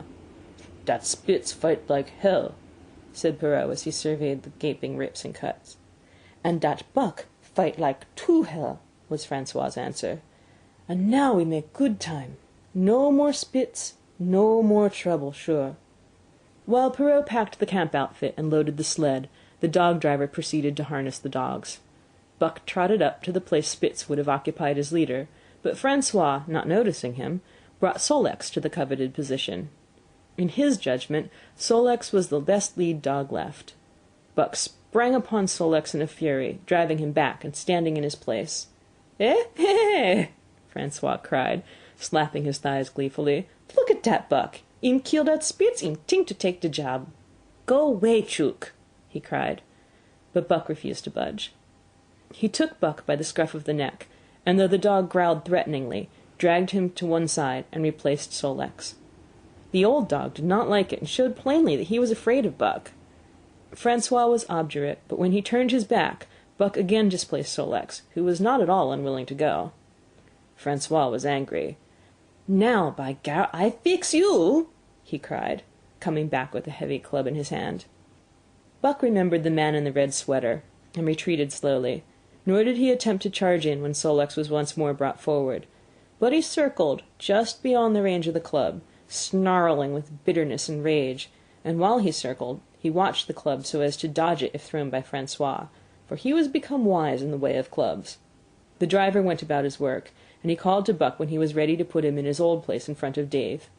Buck retreated 2 or 3 steps. Francois followed him up, whereupon he again retreated. After some time of this, Francois threw down the club, thinking that Buck feared a thrashing. But Buck was in open revolt. He wanted not to escape a clubbing, but to have the leadership. It was his by right. He had earned it, and he would not be content with less. Perrault took a hand. Between them, they ran him about for the better part of an hour. They threw clubs at him. He dodged. They cursed him, and his fathers and mothers before him, and all his seed to come after him down to the remotest generation, and every hair on his body and drop of blood in his veins, and he answered curse with snarl, and kept out of their reach. He did not try to run away, but retreated around and around the camp, advertising plainly that when his desire was met he would come in and be good. Francois sat down and scratched his head. Perrault looked at his watch and swore. Time was flying, and they should have been on the trail an hour gone. Francois scratched his head again. He shook it, and grinned sheepishly at the courier, who shrugged his shoulders, in sign that they were beaten. Then Francois went up to where Sol-leks stood and called to Buck. Buck laughed, as dogs laugh, yet kept his distance. Francois unfastened Sol-leks' traces and put him back in his old place. The team stood harnessed to the sled in an unbroken line, ready for the trail. There was no place for Buck save at the front. Once more Francois called, and once more Buck laughed and kept away. "Throw down the club," Perrault commanded. Francois complied, whereupon Buck trotted in, laughing triumphantly, and swung into position at the head of the team. His traces were fastened, the sled broken out, and with both men running, they dashed out onto the river trail. Highly as the dog-driver had forevalued Buck with his 2 devils, he found, while the day was yet young, that he had undervalued. At a bound, Buck took up the duties of leadership, and where judgment was required, and quick thinking and quick acting, he showed himself the superior even of Spitz, of whom Francois had never seen an equal. But it was in giving the law and making his mates live up to it that Buck excelled. Dave and Sol-leks did not mind the change in leadership. It was none of their business. Their business was to toil, and toil mightily in the traces. So long as that were not interfered with, they did not care what happened. Billy the good-natured could lead for all they cared, so long as he kept order. The rest of the team, however, had grown unruly during the last days of Spitz, and their surprise was great now that Buck proceeded to lick them into shape. Pike, who pulled at Buck's heels, and who never put an ounce more of his weight against the breastband than he was compelled to do, was swiftly and repeatedly shaken for loafing, and ere the first day was done he was pulling more than ever before in his life. The first night in camp, Joe, the sour one, was punished roundly, a thing that Spitz had never succeeded in doing. Buck simply smothered him by virtue of his superior weight, and cut him up until he ceased snapping and began to whine for mercy. The general tone of the team picked up immediately. It recovered its old-time solidarity, and once more the dogs leaped as one dog in the traces. At the Rink Rapids 2 native huskies, Teek and Kuna, were added, and the celerity with which Buck broke them in took away Francois's breath. "Nevaire such a dog as dat Buck!" he cried. "No, nevaire! Heem worth $1,000, by God! Eh? What you say, Perrault?" And Perrault nodded. He was ahead of the record then, and gaining day by day. The trail was in excellent condition, well packed and hard, and there was no new fallen snow with which to contend. It was not too cold. The temperature dropped to 50 below zero, and remained there the whole trip. The men rode and ran by turn, and the dogs were kept on the jump, but with infrequent stoppages. The 30-mile river was comparatively coated with ice, and they covered in 1 day going out what had taken them 10 days coming in. In one run they made a 60-mile dash from the foot of Lake Lebarge to the White Horse Rapids, across Marsh, Tagish, and Bennett, 70 miles of lakes. They flew so fast that the man whose turn it was to run towed behind the sled at the end of a rope. And on the last night of the second week they topped White Pass and dropped down the sea slope with the lights of Sagaway and of the shipping at their feet. It was a record run. Each day for 14 days they had averaged 40 miles. For 3 days Perrault and Francois threw chests up and down the main street of Sagaway and were deluged with invitations to drink, while the team was the constant centre of a worshipful crowd of dog-busters and mushers. Then 3 or 4 Western bad men aspired to clean out the town, and were riddled like pepper-boxes for their pains, and the public interest turned to other idols. Next came official orders. Francois called Buck to him, threw his arms around him, and wept over him. And that was the last of Francois and Perrault. Like other men, they passed out of Buck's life for good. A Scotch half-breed took charge of him and his mates, and in company with a dozen other dog teams he started back over the weary trail to Dawson. There was no light running now, nor record time, but heavy toil each day, with a heavy load behind, for this was the mail train, carrying word from the world to the men who sought gold under the shadow of the pole. Buck did not like it, but he bore up well to the work, taking pride in it after the manner of Dave and Sol-leks, and seeing that his mates, whether they prided in it or not, did their fair share. It was a monotonous life, operating with machine-like regularity. One day was very like another. At a certain time each morning the cooks turned out, fires were built, and breakfast was eaten. Then, while some broke camp, others harnessed the dogs, and they were under way an hour or so before the darkness fell which gave warning of dawn. At night camp was made. Some pitched the flies, others cut firewood and pine boughs for the beds, and still others carried water or ice for the cooks. Also the dogs were fed. To them this was the one feature of the day, though it was good to loaf around after the fish was eaten for an hour or so with the other dogs, of which there were 50 and odd. There were fierce fighters among them, but 3 battles with the fiercest brought Buck to mastery, so that when he bristled and showed his teeth, they got out of the way. Best of all, perhaps, he loved to lie near the fire, hind legs crouched under him, 4 legs stretched out in front, head raised and eyes blinking dreamily at the flames. Sometimes he thought of Judge Miller's big house in the sun-kissed Santa Clara Valley, and of the cement swimming tank, and Isabel the Mexican hairless, and Toots the Japanese pug. But oftener he remembered the man in the red sweater, the death of Curly, the great fight with Spitz, and the good things he had eaten or would like to eat. He was not homesick. The Sunland was very dim and distant, and such memories had no power over him. Far more potent were the memories of his heredity, that gave things he had never seen before a seeming familiarity, the instincts, which were but the memories of his ancestors become habits, which had lapsed in later days, and still later, in him, quickened and became alive again. Sometimes as he crouched there, blinking dreamily at the flames, it seemed that the flames were of another fire, and that as he crouched by this other fire he saw another and different man from the half-breed cook before him. This other man was shorter of leg and longer of arm, with muscles that were stringy and knotty rather than rounded and swelling. The hair of this man was long and matted, and his head slanted back under it from the eyes. He uttered strange sounds, and seemed very much afraid of the darkness, into which he peered continually, clutching in his hand, which hung midway between knee and foot, a stick with a heavy stone made fast to the end. He was all but naked, a ragged and fire-scorched skin hanging part way down his back, but on his body there was much hair.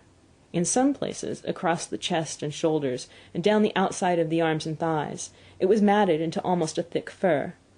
He did not stand erect, but with trunk inclined forward from the hips, on legs that bent at the knees. About his body there was a peculiar springiness or resiliency, almost cat-like, and a quick alertness, as of one who lived in perpetual fear of things seen and unseen. At other times this hairy man squatted by the fire with head between his legs and slept. On such occasions his elbows were on his knees, his hands clasped above his head as though to shed rain by the hairy arms. And beyond that fire, in the circling darkness, Buck could see many gleaming coals, 2 by 2, always 2 by 2, which he knew to be the eyes of great beasts of prey. He could hear the crashing of their bodies through the undergrowth and the noises that they made in the night. And dreaming there by the Yukon bank, with lazy eyes blinking by the fire, these sights and sounds of another world would make the hair to rise along his back and stand on end across his shoulders and up his neck, till he whimpered low and suppressedly or growled softly, and the half-breed cook shouted at him, "Hey, you Buck, wake up!" Whereupon the other world would vanish, and the real world come into his eyes, and he would get up and yawn and stretch as though he'd been asleep. It was a hard trip with the mail behind them, and the heavy work wore them down. They were short of weight and in poor condition when they made Dawson, and should have had 10 days or a week's rest at least. But in 2 days' time they dropped down the Yukon bank from the barracks, loaded with letters for the outside. The dogs were tired, the drivers grumbling, and to make matters worse it snowed every day. This meant a soft trail, greater friction on the runners, and heavier pulling for the dogs, yet the drivers were fair through it all, and did their best for the animals. Each night the dogs were attended to first. They ate before the drivers ate, and no man sought his sleeping robe till he had seen to the feet of the dogs he drove. Still their strength went down. Since the beginning of the winter they had travelled 1,800 miles, dragging sleds the whole weary distance, and 1,800 miles will tell upon life of the toughest. Buck stood it, keeping his mates up to their work and maintaining discipline, though he, too, was very tired. Billy cried and whimpered regularly in his sleep each night. Joe was sourer than ever, and Sol-leks was unapproachable, blind side or other side. But it was Dave who suffered most of all. Something had gone wrong with him. He became morose and irritable, and when camp was pitched at once made his nest where his driver fed him. Once out of the harness and down, he did not get on his feet again till harness-up time in the morning. Sometimes in the traces, when jerked by a sudden stoppage of the sled or straining to start, he would cry out with pain. The driver examined him but could find nothing. All the drivers became interested in his case. They talked it over at meal-time and over their last pipes before going to bed, and one night they held a consultation. He was brought from his nest to the fire, and was pressed and prodded till he cried out many times. Something was wrong inside, but they could locate no broken bones, and could not make it out. By the time Cassiar Bar was reached, he was so weak that he was falling repeatedly in the traces. The Scotch half-breed called a halt, and took him out of the team, making the next dog, Sol-leks, fast to the sled. His intention was to rest Dave, letting him run free behind the sled. Sick as he was, Dave resented being taken out, grunting and growling while the traces were unfastened, and whimpering broken-heartedly when he saw Sol-leks in the position he had held and served so long. For the pride of trace and trail was his, and sick unto death, he could not bear that another dog should do his work. When the sled started, he floundered in the soft snow alongside the beaten trail, attacking Sol-leks with his teeth, rushing against him and trying to thrust him off into the soft snow on the other side, striving to leap inside his traces and get between him and the sled, and all the while whining and yelping and crying with grief and pain. The half-breed tried to drive him away with the whip, but he paid no heed to the stinging lash, and the man had not the heart to strike harder. Dave refused to run quietly on the trail behind the sled, where the going was easy, but continued to flounder alongside in the soft snow, where the going was most difficult, till exhausted. Then he fell, and lay where he fell, howling lugubriously as the long train of sleds churned by. With the last remnant of his strength, he managed to stagger along behind till the train made another stop, when he floundered past the sleds to his own, where he stood alongside Sol-leks. His driver lingered a moment to get a light for his pipe from the man behind. Then he returned and started his dogs. They swung out on the trail with remarkable lack of exertion, turned their heads uneasily, and stopped in surprise. The driver was surprised too. The sled had not moved. He called his comrades to witness the sight. Dave had bitten through both of Sol-leks' traces, and was standing directly in front of the sled, in his proper place. He pleaded with his eyes to remain there. The driver was perplexed. His comrades talked of how a dog could break its heart through being denied the work that killed it, and recalled instances they had known where dogs, too old for the toil or injured, had died because they were cut out of the traces. Also, they held it a mercy, since Dave was to die anyway, that he should die in the traces, heart easy and content. So he was harnessed in again, and proudly he pulled as of old, though more than once he cried out involuntarily from the bite of his inward hurt. Several times he fell down and was dragged in the traces, and once the sled ran upon him so that he limped thereafter in one of his hind legs. But he held out till camp was reached, when his driver made a place for him by the fire. Morning found him too weak to travel. At harness-up time he tried to crawl to his driver. By convulsive efforts he got on his feet, staggered, and fell. Then he wormed his way forward slowly toward where the harnesses were being put on his mates. He would advance his forelegs and drag his body up with a sort of hitching movement. Then he would advance his forelegs and hitch again ahead for a few more inches. His strength left him, and the last his mates saw of him, he lay gasping in the snow and yearning toward them. But they could hear him mournfully howling till they passed out of sight behind a belt of river timber.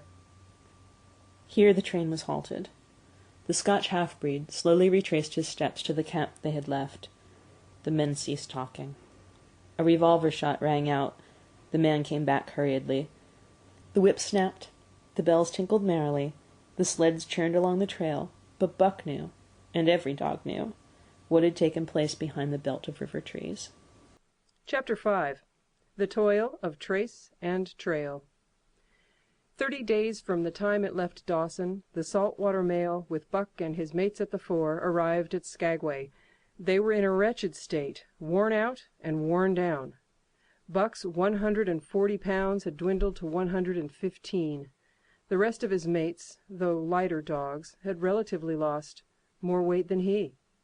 Pike, the malingerer, who, in his lifetime of deceit, had often successfully feigned a hurt leg, was now limping in earnest. Sol Leks was limping, and Dub was suffering from a wrenched shoulder blade. They were all terribly footsore. No spring or rebound was left in them. Their feet fell heavily on the trail, jarring their bodies and doubling the fatigue of a day's travel. There was nothing the matter with them except that they were dead tired. It was not the dead tiredness that comes through brief and excessive effort, from which recovery is a matter of hours, but it was the dead tiredness that comes through the slow and prolonged strength drainage of months of toil. There was no power of recuperation left, no reserve strength to call upon. It had all been used, the last, least bit of it. Every muscle, every fiber, every cell was tired, dead, tired, and there was reason for it. In less than 5 months they had traveled 2,500 miles, during the last 1,800 of which they had had but 5 days' rest. When they arrived at Skagway, they were apparently on their last legs. They could barely keep the traces taut, and on the downgrades just managed to keep out of the way of the sled. "Mush on, poor sore feets!" the driver encouraged them as they tottered down the main street of Skagway. "This is de lass. Then we get one long rest, eh, for sure. One bully long rest." The drivers confidently expected a long stopover. Themselves, they had covered 1,200 miles with just 2 days' rest, and in the nature of reason and common justice, they deserved an interval of loafing. But so many were the men who had rushed into the Klondike, and so many were the sweethearts, wives, and kin that had not rushed in, that the congested mail was taking on Alpine proportions. Also, there were official orders. Fresh batches of Hudson Bay dogs were to take the places of those worthless for the trail. The worthless ones were to be got rid of, and since dogs count for little against dollars, they were to be sold. 3 days passed, by which time Buck and his mates found how really tired and weak they were. Then, on the morning of the 4th day, 2 men from the States came along and bought them, harness and all, for a song. The men addressed each other as Hal and Charles. Charles was a middle-aged, lightish-colored man with weak and watery eyes and a mustache that twisted fiercely and vigorously up, giving the lie to the limply drooping lip it concealed. Hal was a youngster of 19 or 20 with a big Colt's revolver and a hunting knife strapped about him on the belt that fairly bristled with cartridges. This belt was the most salient thing about him. It advertised his callowness, a callowness sheer and unutterable. Both men were manifestly out of place, and why such as they should adventure north is part of the mystery of things that passes understanding. Buck heard the chaffering, saw the money pass between the man and the government agent, and knew that the Scotch half-breed and the mail train drivers were passing out of his life on the heels of Perrault and Francois and the others who had gone before. When driven with his mates to the new owner's camp, Buck saw a slipshod and slovenly affair, tent half-stretched, dishes unwashed, everything in disorder. Also he saw a woman. Mercedes, the men called her. She was Charles's wife and Hal's sister. A nice family party. Buck watched them apprehensively as they proceeded to take down the tent and load the sled. There was a great deal of effort about their manner, but no businesslike method. The tent was rolled into an awkward bundle 3 times as large as it should have been. The tin dishes were packed away unwashed. Mercedes continually fluttered in the way of her men, and kept up an unbroken chattering of remonstrance and advice. When they put a clothes sack on the front of the sled, she suggested it should go on the back, and when they had put it on the back and covered it over with a couple of other bundles, she discovered overlooked articles which could abide nowhere else but in that very sack, and they unloaded again. 3 men from a neighboring tent came out and looked on, grinning and winking at one another. "You've got a right smart load as it is," said one of them, "and it's not me should tell you your business, but I wouldn't tote that tent along if I was you." "Undreamed of!" cried Mercedes, throwing her hands in a dainty dismay. "However in the world would I manage without a tent?" "It's springtime, and you won't get any more cold weather," the man replied. She shook her head decidedly, and Charles and Hal put the last odds and ends on top of the mountainous load. "Think it'll ride?" one of the men asked. "Why shouldn't it?" Charles demanded rather shortly. "Oh, that's all right, that's all right," the man hastened meekly to say. "I was just a-wonderin', that is all. It seemed a mite top-heavy." Charles turned his back and drew the lashings down as well as he could, which was not in the least well. "And of course the dogs can hike along all day with that contraption behind them," affirmed the second of the men. "Certainly," said Hal, with freezing politeness, taking hold of the gee-pole with one hand and swinging his whip from the other. "Mush!" he shouted. "Mush on there!" The dogs sprang against the breastband, strained hard for a few moments, then relaxed. They were unable to move the sled. "Lazy brutes, I'll show them!" he cried, preparing to lash out at them again with the whip. But Mercedes interfered, crying, "Oh, Hal, you mustn't!" as she caught a hold of the whip and wrenched it from him. "The poor dears! Now you must promise you won't be harsh with them for the rest of the trip, or I won't go a step." "Precious lot you know about dogs," her brother sneered, "and I wish you'd leave me alone. They're lazy, I tell you, and you've got to whip them to get anything out of them. That's their way. You ask anyone. Ask one of those men." Mercedes looked at them imploringly, untold repugnance at sight of pain written in her pretty face. "They're weak as water, if you want to know," came the reply from one of the men. "Plumb tuckered out. That's what's the matter. They need a rest." "Rest be blanked," said Hal with his beardless lips, and Mercedes said, "Oh!" in a pain and sorrow at the oath. But she was a clannish creature, and rushed at once to the defense of her brother. "Never mind that man," she said pointedly. "You're driving our dogs, and you do what you think is best with them." Again Hal's whip fell upon the dogs. They threw themselves against the breastbands, dug their feet into the packed snow, got down low to it, and put forth all their strength. The sled held as though it were an anchor. After 2 efforts, they stood still, panting. The whip was whistling savagely when once more Mercedes interfered. She dropped on her knees before Buck with tears in her eyes and put her arms around his neck. "You poor, poor dears," she cried sympathetically. "Why don't you pull hard? Then you wouldn't be whipped." Buck did not like her, but he was feeling too miserable to resist her, taking it as part of the day's miserable work. One of the onlookers, who had been clenching his teeth to suppress hot speech, now spoke up. "It's not that I care a whip of what becomes of you, but for the dogs' sakes I just want to tell you, you can help them a mighty lot by breaking out that sled. The runners are froze fast. Throw your weight against the gee-pole right and left and break it out." A third time the attempt was made, but this time, following the advice, Hal broke out the runners, which had been frozen to the snow. The overloaded and unwieldy sled forged ahead, Buck and his mates struggling frantically under the rain of blows. 100 yards ahead the path turned and sloped steeply into the main street.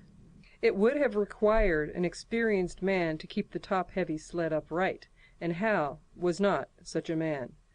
As they swung on the turn, the sled went over, spilling half its load through the loose lashings. The dogs never stopped. The lightened sled bounced on its side behind them. They were angry because of the ill treatment they had received and the unjust load. Buck was raging. He broke into a run, the team following his lead. Hal cried, "Whoa! Whoa!" but they gave no heed. He tripped and was pulled off his feet. The capsized sled ground over him, and the dogs dashed on up the street, adding to the gaiety of Skagway as they scattered the remainder of the outfit along its chief thoroughfare. Kind-hearted citizens caught the dogs and gathered up the scattered belongings. Also they gave advice. Half the load and twice the dogs, if they ever expected to reach Dawson, was what they said. Hal and his sister and brother-in-law listened unwillingly, pitched tent, and overhauled the outfit. Canned goods were turned out that made men laugh, for canned goods on the long trail is a thing to dream about. "Blankets for a hotel," quoth one of the men who laughed and helped. "Half as many is too much. Get rid of them. Throw away that tent and all those dishes. Who's going to wash them, anyway? Good Lord, do you think you're traveling on a Pullman?" And so it went. The inexorable elimination of the superfluous. Mercedes cried when her clothes bags were dumped on the ground and article after article was thrown out. She cried in general, and she cried in particular over each discarded thing. She clasped hands about knees, rocking back and forth broken-heartedly. She averred that she would not go an inch, not for a dozen Charleses. She appealed to everybody and to everything, finally wiping her eyes and proceeding to cast out even articles of apparel that were imperative necessaries. And, in her zeal, when she had finished with her own, she attacked the belongings of her men and went through them like a tornado. This accomplished, the outfit, though cut in half, was still a formidable bulk. Charles and Hal went out in the evening and bought 6 outside dogs. These, added to the 6 of the original team, and Teek and Kuna, the huskies obtained at the Rink Rapids on the record trip, brought the team up to 14. But the outside dogs, though particularly broken in since their landing, did not amount to much. These were short-haired pointers. One was a Newfoundland, and the other 2 were mongrels of indeterminate breed. They did not seem to know anything, these newcomers. Buck and his comrades looked upon them with disgust, and though he speedily taught them their places and what not to do, he could not teach them what to do. They did not take kindly to trace and trail. With the exception of the 2 mongrels, they were bewildered and spirit-broken by the strange, savage environment in which they found themselves, and by the ill treatment they had received. The 2 mongrels were without spirit at all. Bones were the only things breakable about them. With the newcomers hopeless and forlorn, and the old team worn out by 2,500 miles of continuous trail, the outlook was anything but bright. The 2 men, however, were quite cheerful, and they were proud, too. They were doing the thing in style, with 14 dogs. They had seen other sleds depart over the pass for Dawson, or come in from Dawson, but never had they seen a sled with so many as 14 dogs. In the nature of Arctic travel, there was a reason why 14 dogs should not drag one sled, and that was that one sled could not carry the food for 14 dogs. But Charles and Hal did not know this. They had worked the trip out with a pencil. So much to a dog, so many dogs, so many days, QED. Mercedes looked over their shoulders and nodded comprehensively. It was all so very simple. Late next morning Buck led the long team up the street. There was nothing lively about it. No snap or go in him and his fellows. They were starting dead weary. 4 times he had covered the distance between Saltwater and Dawson, and the knowledge that, jaded and tired, he was facing the same trail once more made him bitter. His heart was not in the work, nor was the heart of any dog. The outsides were timid and frightened, the insides without confidence in their masters. Buck felt vaguely that there was no depending upon these 2 men and the woman. They did not know how to do anything, and as the days went by it became apparent that they could not learn. They were slack in all things, without order or discipline. It took them half the night to pitch a slovenly camp, and half the morning to break that camp and get the sled loaded in a fashion so slovenly that for the rest of the day they were occupied in stopping and rearranging the load. Some days they did not make 10 miles. On other days they were unable to get started at all. And on no day did they succeed in making more than half the distance used by the men as a basis in their dog food computation. It was inevitable that they should go short on dog food, but they hastened it by overfeeding, bringing the day nearer when the underfeeding would commence.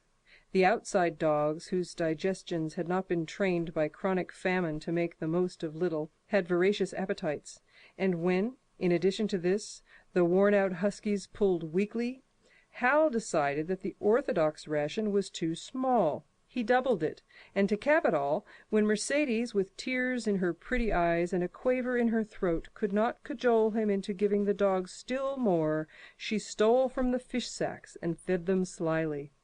But it was not food that Buck and the huskies needed, but rest, and though they were making poor time, the heavy load they dragged sapped their strength severely.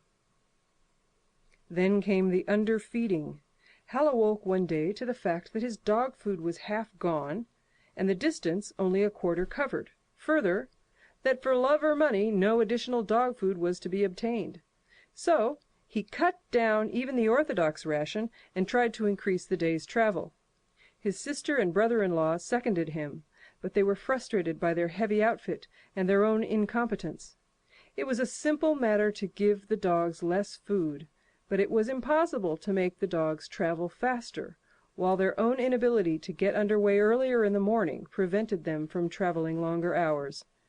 Not only did they not know how to work dogs, but they did not know how to work themselves. The first to go was Dub. Poor blundering thief that he was, always getting caught and punished, he had none the less been a faithful worker. His wrenched shoulder blade, untreated and unrested, went from bad to worse, till finally Hal shot him with the big Colt's revolver. It is a saying of the country that an outside dog starves to death on the ration of the husky, so the 6 outside dogs under Buck would do no less than die on half the ration of the husky. The Newfoundland went first, followed by the 3 short-haired pointers, and the 2 mongrels hanging more grittily on to life, but going in the end. By this time all the amenities and gentleness of the Southland had fallen away from the 3 people. Shorn of its glamour and romance, Arctic travel became to them a reality too harsh for their manhood and womanhood. Mercedes ceased weeping over the dogs, being too occupied with weeping over herself and with quarreling with her husband and brother. To quarrel was the one thing they were never too weary to do. Their irritability arose out of their misery, increased with it, doubled upon it, outdistanced it. The wonderful patience of the trail which comes to men who toil hard and suffer sore, and remain sweet of speech and kindly, did not come to these 2 men and the woman. They had no inkling of such patience. They were stiff and in pain. Their muscles ached, their bones ached, their very hearts ached, and because of this they became sharp of speech, and hard words were first on their lips in the morning and last at night. Charles and Hal wrangled whenever Mercedes gave them a chance. It was the cherished belief of each that he did more than his share of the work, and neither forbore to speak this belief at every opportunity. Sometimes Mercedes sided with her husband, sometimes with her brother. The result was a beautiful and unending family quarrel.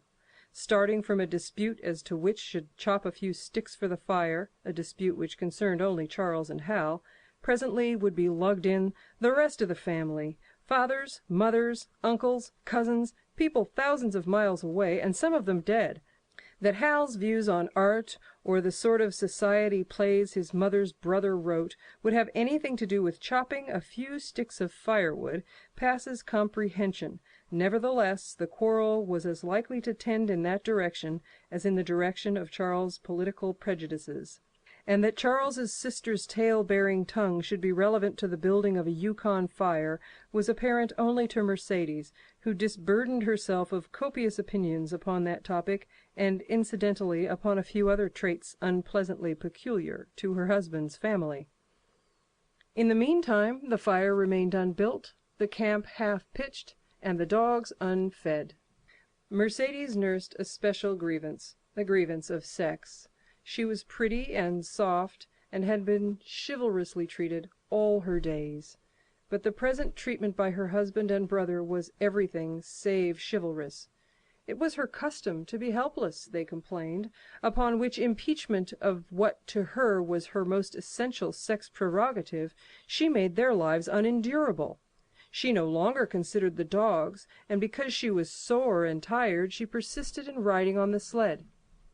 She was pretty and soft, but she weighed 120 pounds, a lusty last straw to the load dragged by the weak and starving animals. She rode for days, till they fell in the traces, and the sled stood still. Charles and Hal begged her to get off and walk, pleaded with her, entreated, the while she wept and importuned heaven with a recital of their brutality. On one occasion they took her off the sled by main strength. They never did it again. She let her legs go limp like a spoiled child, and sat down on the trail. They went on their way, but she did not move. After they had traveled 3 miles, they unloaded the sled, came back for her, and by main strength put her on the sled again. In the excess of their own misery, they were callous to the suffering of their animals. Hal's theory, which he practiced on others, was that one mustn't get hardened. He had started out preaching it to his sister and brother-in-law. Failing there, he hammered it into the dogs with a club. At the 5 fingers, the dog food gave out, and a toothless old squaw offered to trade them a few pounds of frozen horsehide for the Colt's revolver that kept the big hunting knife company at Hal's hip. A poor substitute for the food was this hide, just as it had been stripped from the starved horses of the cattlemen 6 months back. In its frozen state, it was more like strips of galvanized iron, and when a dog wrestled it into his stomach, it thawed into thin and innutritious leathery strings, and into mass of short hair, irritating and indigestible. And through it all, Buck staggered along at the head of the team, as in a nightmare. He pulled when he could no longer pull, he fell down and remained down till blows from whip or club drove him to his feet again. All the stiffness and gloss had gone out of his beautiful furry coat. The hair hung down, limp and draggled, or matted with dried blood where Hal's club had bruised him. His muscles had wasted away to knotty strings, and the flesh pads had disappeared, so that each rib and every bone in his frame were outlined cleanly through the loose hide that was wrinkled in folds of emptiness. It was heartbreaking. Only Buck's heart was unbreakable. The man in the red sweater had proved that. As it was with Buck, so it was with his mates.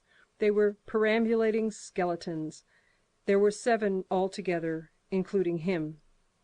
In their very great misery they had become insensible to the bite of the lash or the bruise of the club.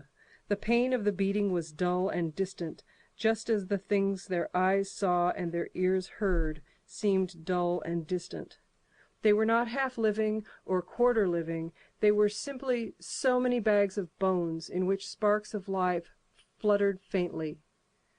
When a halt was made, they dropped down in the traces like dead dogs, and the spark dimmed and paled and seemed to go out. But when the club or whip fell upon them, the spark fluttered feebly up, and they tottered to their feet and staggered on. There came a day when Billy, the good-natured, fell and could not rise. Hal had traded off his revolver, so he took the axe and knocked Billy on the head as he lay in the traces, then cut the carcass out of the harness and dragged it to one side. Buck saw, and his mates saw, and they knew that this thing was very close to them. And on the next day Kuna went, and but 5 of them remained. Joe, too far gone to be malignant; Pike, crimped and limping, only half conscious and not conscious enough longer to malinger; Sol Leks, the one-eyed, still faithful to the toil and trace and trail, and mournful in that he had so little strength with which to pull; Teek, who had not traveled so far that winter and who was now beaten more than the others because he was fresher; and Buck, still at the head of the team, but no longer enforcing discipline or striving to enforce it, blind with weakness half the time and keeping the trail by the loom of it and by the dim feel of his feet. It was beautiful spring weather, but neither dogs nor humans were aware of it. Each day the sun rose earlier and set later. It was dawn by 3 in the morning, and twilight lingered till 9 at night. The whole long day was a blaze of sunshine. The ghostly winter silence had given way to the great spring murmur of awakening life. This murmur arose from all the land, fraught with the joy of living. It came from the things that lived and moved again, things which had been dead and which had not moved during the long months of frost. The sap was rising in the pines. The willows and aspens were bursting out in young buds. Shrubs and vines were putting on fresh garbs of green. Crickets sang in the nights, and in the days all manner of creeping, crawling things rustled forth into the sun. Partridges and woodpeckers were booming and knocking in the forest. Squirrels were chattering, birds singing, and overhead honked the wild fowl driving up from the south in cunning wedges that split the air. From every hill slope came the trickle of running water, the music of unseen fountains. All things were thawing, bending, snapping. The Yukon was straining to break loose the ice that had bound it down. It ate away from beneath. The sun ate from above. Air holes formed, fissures sprang and spread apart, while thin sections of ice fell through bodily into the river. And amid all this bursting, rending, throbbing of awakening life, under the blazing sun and through the soft, sighing breezes, like wayfarers to death, staggered the 2 men, the woman, and the huskies. With the dogs falling, Mercedes weeping and riding, Hal swearing innocuously, and Charles' eyes wistfully watering, they staggered into John Thornton's camp at the mouth of White River. When they halted, the dogs dropped down as though they had all been struck dead. Mercedes dried her eyes and looked at John Thornton. Charles sat down on a log to rest. He sat down very slowly and painstakingly. What of his great stiffness, Hal did the talking. John Thornton was whittling the last touches on an axe handle he had made from a stick of birch. He whittled and listened and gave monosyllabic replies and, when it was asked, terse advice. He knew the breed, and he gave his advice in the certainty that it would not be followed. "They told us up above that the bottom was dropping out of the trail and that the best thing for us to do is lay over," Hal said in response to Thornton's warning to take no more chances on the rotten ice. "They told us we couldn't make White River, and here we are." This last with a sneering ring of triumph in it. "And they told you true," John Thornton answered. "The bottom's likely to drop out at any moment. Only fools, with the blind luck of fools, could have made it. I tell you straight, I wouldn't risk my carcass on that ice for all the gold in Alaska." "That's because you're not a fool, I suppose," said Hal. "All the same, we'll go on to Dawson." He uncoiled his whip. "Get up there, Buck! Hi! Get up there! Mush on!" Thornton went on whittling. It was idle, he knew, to get between a fool and his folly, while 2 or 3 fools more or less would not alter the scheme of things. But the team did not get up at the command. It had long since passed into the stage where blows were required to rouse it. The whip flashed out, here and there, on its merciless errands. John Thornton compressed his lips. Sol Leks was the first to crawl to his feet. Teek followed. Joe came next, yelping with pain. Pike made painful efforts. Twice he fell over. When half up, and on the third attempt, he managed to rise. Buck made no effort. He lay quietly where he had fallen. The lash bit into him again and again, but he neither whined nor struggled. Several times Thornton started as though to speak, but changed his mind. A moisture came into his eyes, and, as the whipping continued, he arose and walked irresolutely up and down. This was the first time Buck had failed, in itself a sufficient reason to drive Hal into a rage. He exchanged the whip for the customary club. Buck refused to move under the rain of heavier blows which now fell upon him. Like his mates, he, barely able to get up, but, unlike them, he had made up his mind not to get up. He had a vague feeling of impending doom. This had been strong upon him when he pulled into the bank, and it had not departed from him. What of the thin and rotten ice he had felt under his feet all day? It seemed that he sensed disaster close at hand, out there ahead on the ice where his master was trying to drive him. He refused to stir. So greatly had he suffered, and so far gone was he, that the blows did not hurt much, and they continued to fall upon him. The spark of life within flickered and went down. It was nearly out. He felt strangely numb, as though from a great distance he was aware that he was being beaten. The last sensations of pain left him. He no longer felt anything. Though very faintly he could hear the impact of the club upon his body, but it was no longer his body. It seemed so far away. And then, suddenly, without warning, uttering a cry that was inarticulate and more like the cry of an animal, John Thornton sprang upon the man who wielded the club. Hal was hurled backward, as though struck by a failing tree. Mercedes screamed. Charles looked on wistfully, wiped his watery eyes, but did not get up because of his stiffness. John Thornton stood over Buck, struggling to control himself, too convulsed with rage to speak. "If you strike that dog again, I'll kill you," he at last managed to say in a choking voice. "It's my dog," Hal replied, wiping the blood from his mouth as he came back. "Get out of my way or I'll fix you. I'm going to Dawson." Thornton stood between him and Buck, and evinced no intention of getting out of the way. Hal drew his long hunting knife. Mercedes screamed, cried, laughed, and manifested the chaotic abandonment of hysteria. Thornton rapped Hal's knuckles with the axe handle, knocking the knife to the ground. He rapped his knuckles again as he tried to pick it up. Then he stooped, picked it up himself, and with 2 strokes cut Buck's traces. Hal had no fight left in him. Besides, his hands were full with his sister, or his arms, rather, while Buck was too near dead to be of further use in hauling the sled. A few minutes later they pulled out from the bank and down the river. Buck heard them go and raised his head to see. Pike was leading, Sol Leks was at the wheel, and between were Joe and Teek. They were limping and staggering. Mercedes was riding the loaded sled. Hal guided at the gee-pole, and Charles stumbled along in the rear. As Buck watched them, Thornton knelt beside him and with rough, kindly hands searched for broken bones. By the time his search had disclosed nothing more than many bruises and a state of terrible starvation, the sled was a quarter of a mile away. Dog and man watched it crawling along over the ice. Suddenly they saw its back end drop down as into a rut, and the gee-pole, with Hal clinging to it, jerk into the air. Mercedes's scream came to their ears.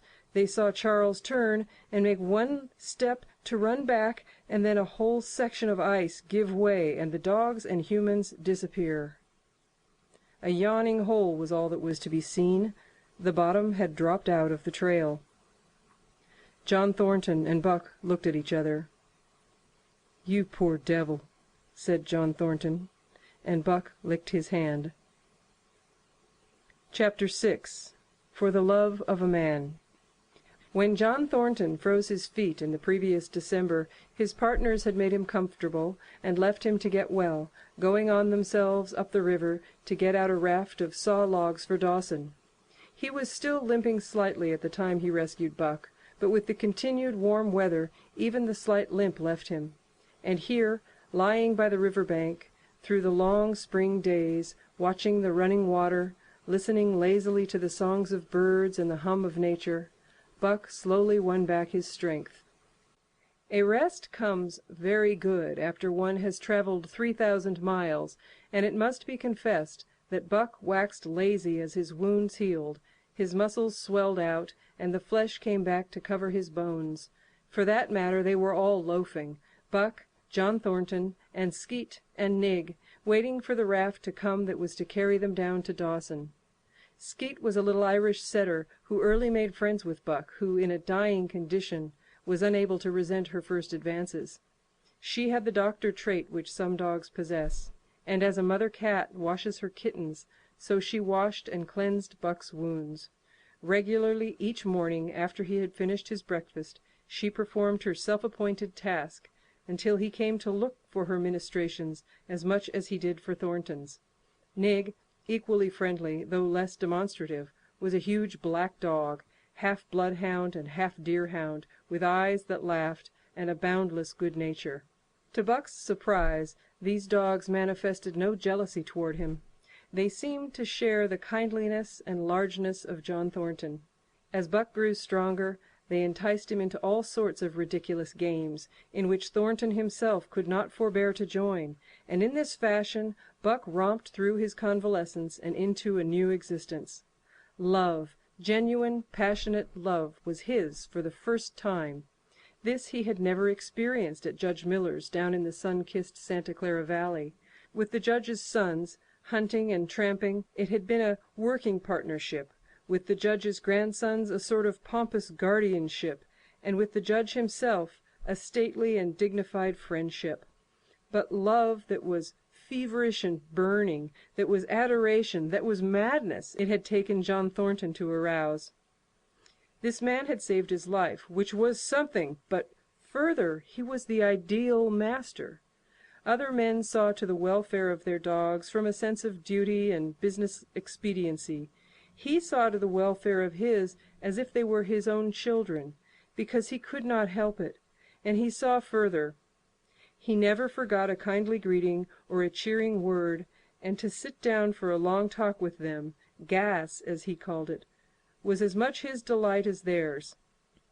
He had a way of taking Buck's head roughly between his hands and resting his own head upon Buck's, of shaking him back and forth, the while calling him ill names that to Buck were love names. Buck knew no greater joy than that rough embrace and the sound of murmured oaths, and at each jerk back and forth it seemed that his heart would be shaken out of his body, so great was its ecstasy. And when released he sprang to his feet, his mouth laughing, his eyes eloquent, his throat vibrant with unuttered sound, and in that fashion remained without movement. John Thornton would reverently exclaim, "God, you can all but speak!" Buck had a trick of love expression that was akin to hurt. He would often seize Thornton's hand in his mouth and close so fiercely that the flesh bore the impress of his teeth for some time afterward, and Buck understood the oaths to be love words, so the man understood this feigned bite for a caress. For the most part, however, Buck's love was expressed in adoration. While he went wild with happiness when Thornton touched him or spoke to him, he did not seek these tokens. Unlike Skeet, who was wont to shove her nose under Thornton's hand and nudge until petted, or Nig, who would stalk up and rest his great head on Thornton's knee, Buck was content to adore at a distance. He would lie by the hour, eager, alert, at Thornton's feet, looking up into his face, dwelling upon it, studying it, following it with keenest interest, each fleeting expression, every movement or change of feature. Or, as chance might have it, he would lie farther away, to the side or rear, watching the outlines of the man and the occasional movements of his body, and often such was the communion in which they lived, the strength of Buck's gaze would draw John Thornton's head around, and he would return the gaze, without speech, his heart shining out of his eyes as Buck's heart shone out. For a long time after his rescue, Buck did not like Thornton to get out of his sight.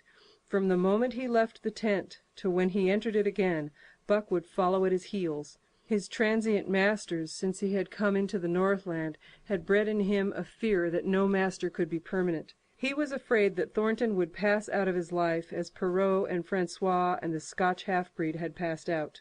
Even in the night, in his dreams, he was haunted by this fear. At such times he would shake off sleep and creep through the chill of the flap of the tent, where he could stand and listen to the sound of his master's breathing. But in spite of this great love he bore John Thornton, which seemed to bespeak the soft civilizing influence, the strain of the primitive which the Northland had aroused in him, remained alive and active. Faithfulness and devotion, things born of fire and roof, were his, yet he retained his wildness and wiliness. He was a thing of the wild, come in from the wild, to sit by John Thornton's fire, rather than a dog of the soft Southland, stamped with the marks of generations of civilization. Because of his very great love, he could not steal from this man, but from any other man in any other camp he did not hesitate an instant, while the cunning with which he stole enabled him to escape detection.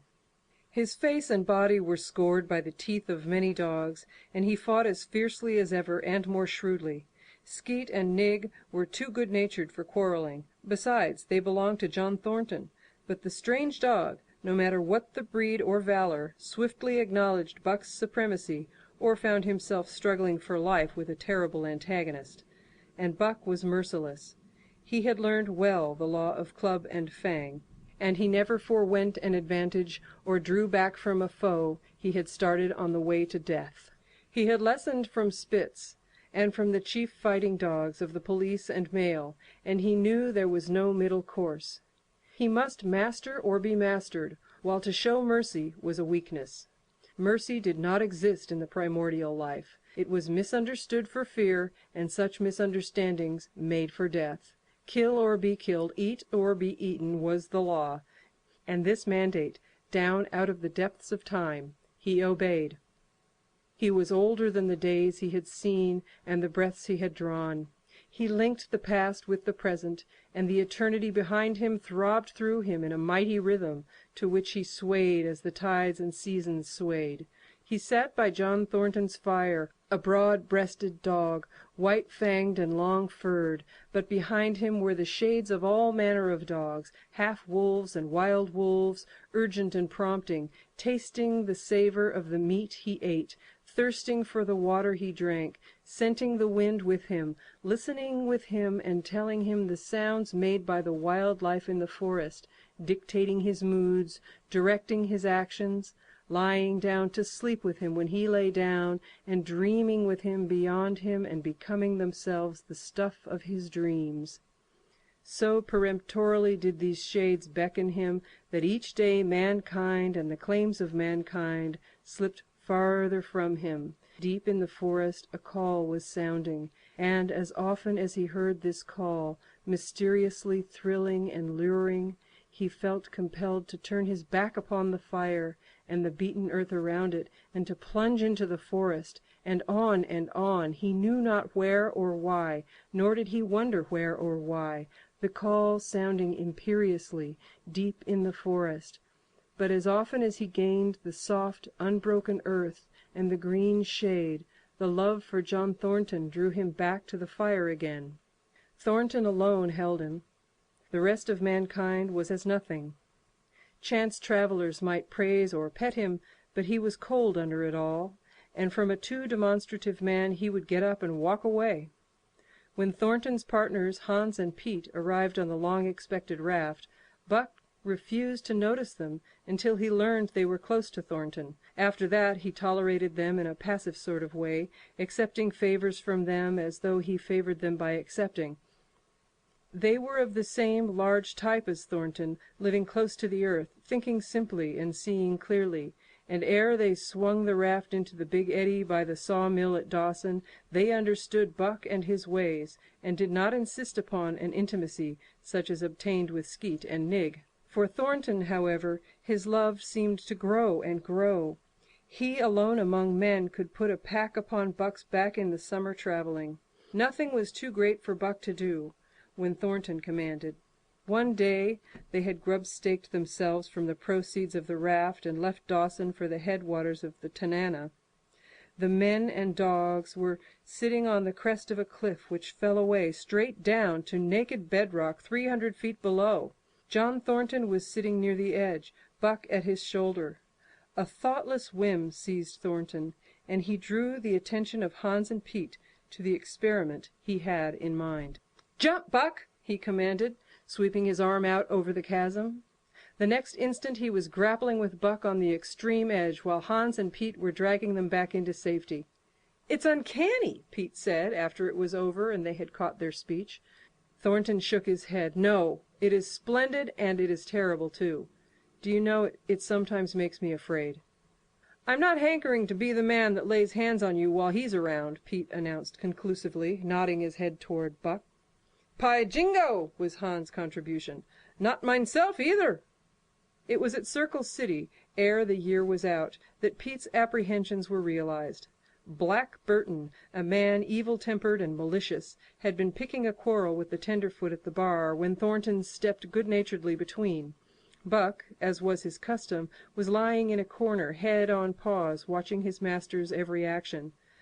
Burton struck out, without warning, straight from the shoulder.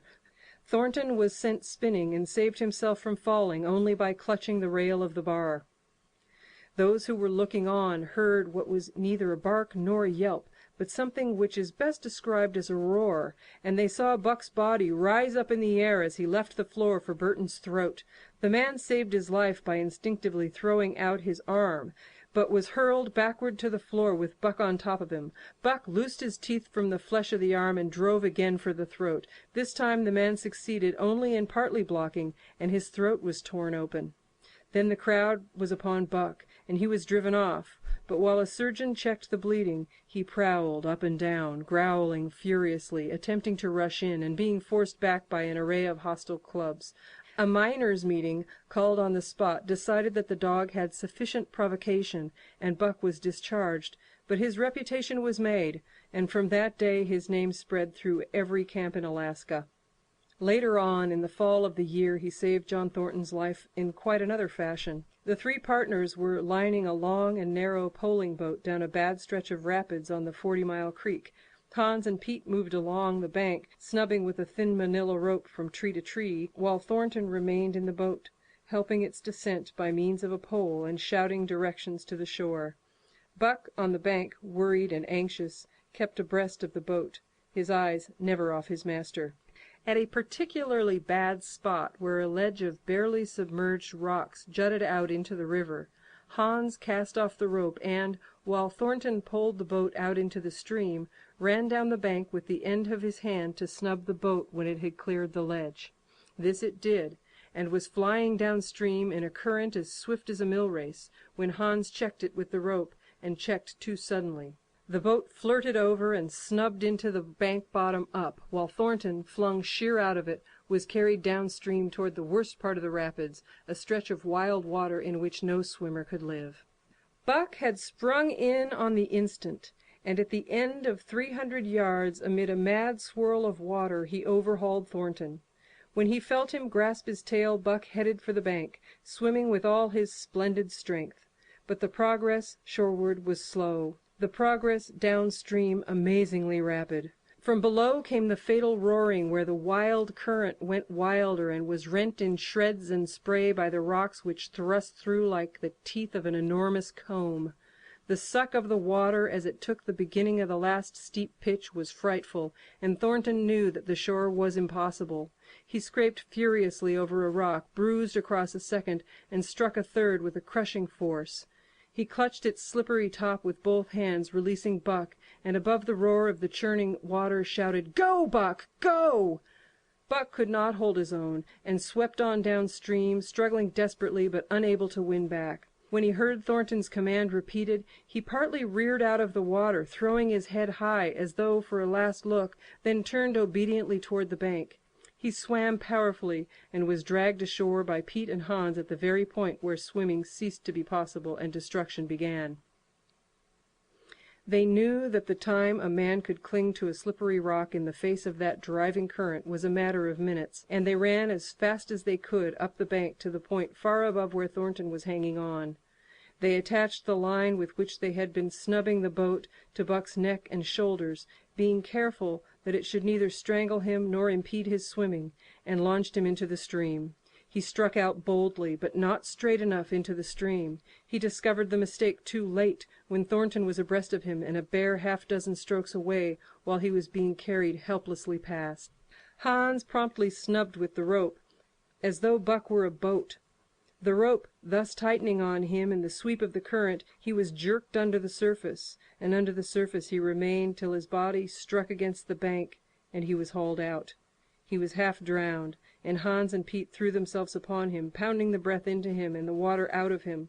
He staggered to his feet and fell down. The faint sound of Thornton's voice came to them, and though they could not make out the words of it, they knew that he was in his extremity. His master's voice acted on Buck like an electric shock. He sprang to his feet and ran up the bank ahead of the men to the point of his previous departure. Again the rope was attached and he was launched, and again he struck out, but this time straight into the stream. He had miscalculated once, but he would not be guilty of it a second time. Hans paid out the rope, permitting no slack, while Pete kept it clear of coils.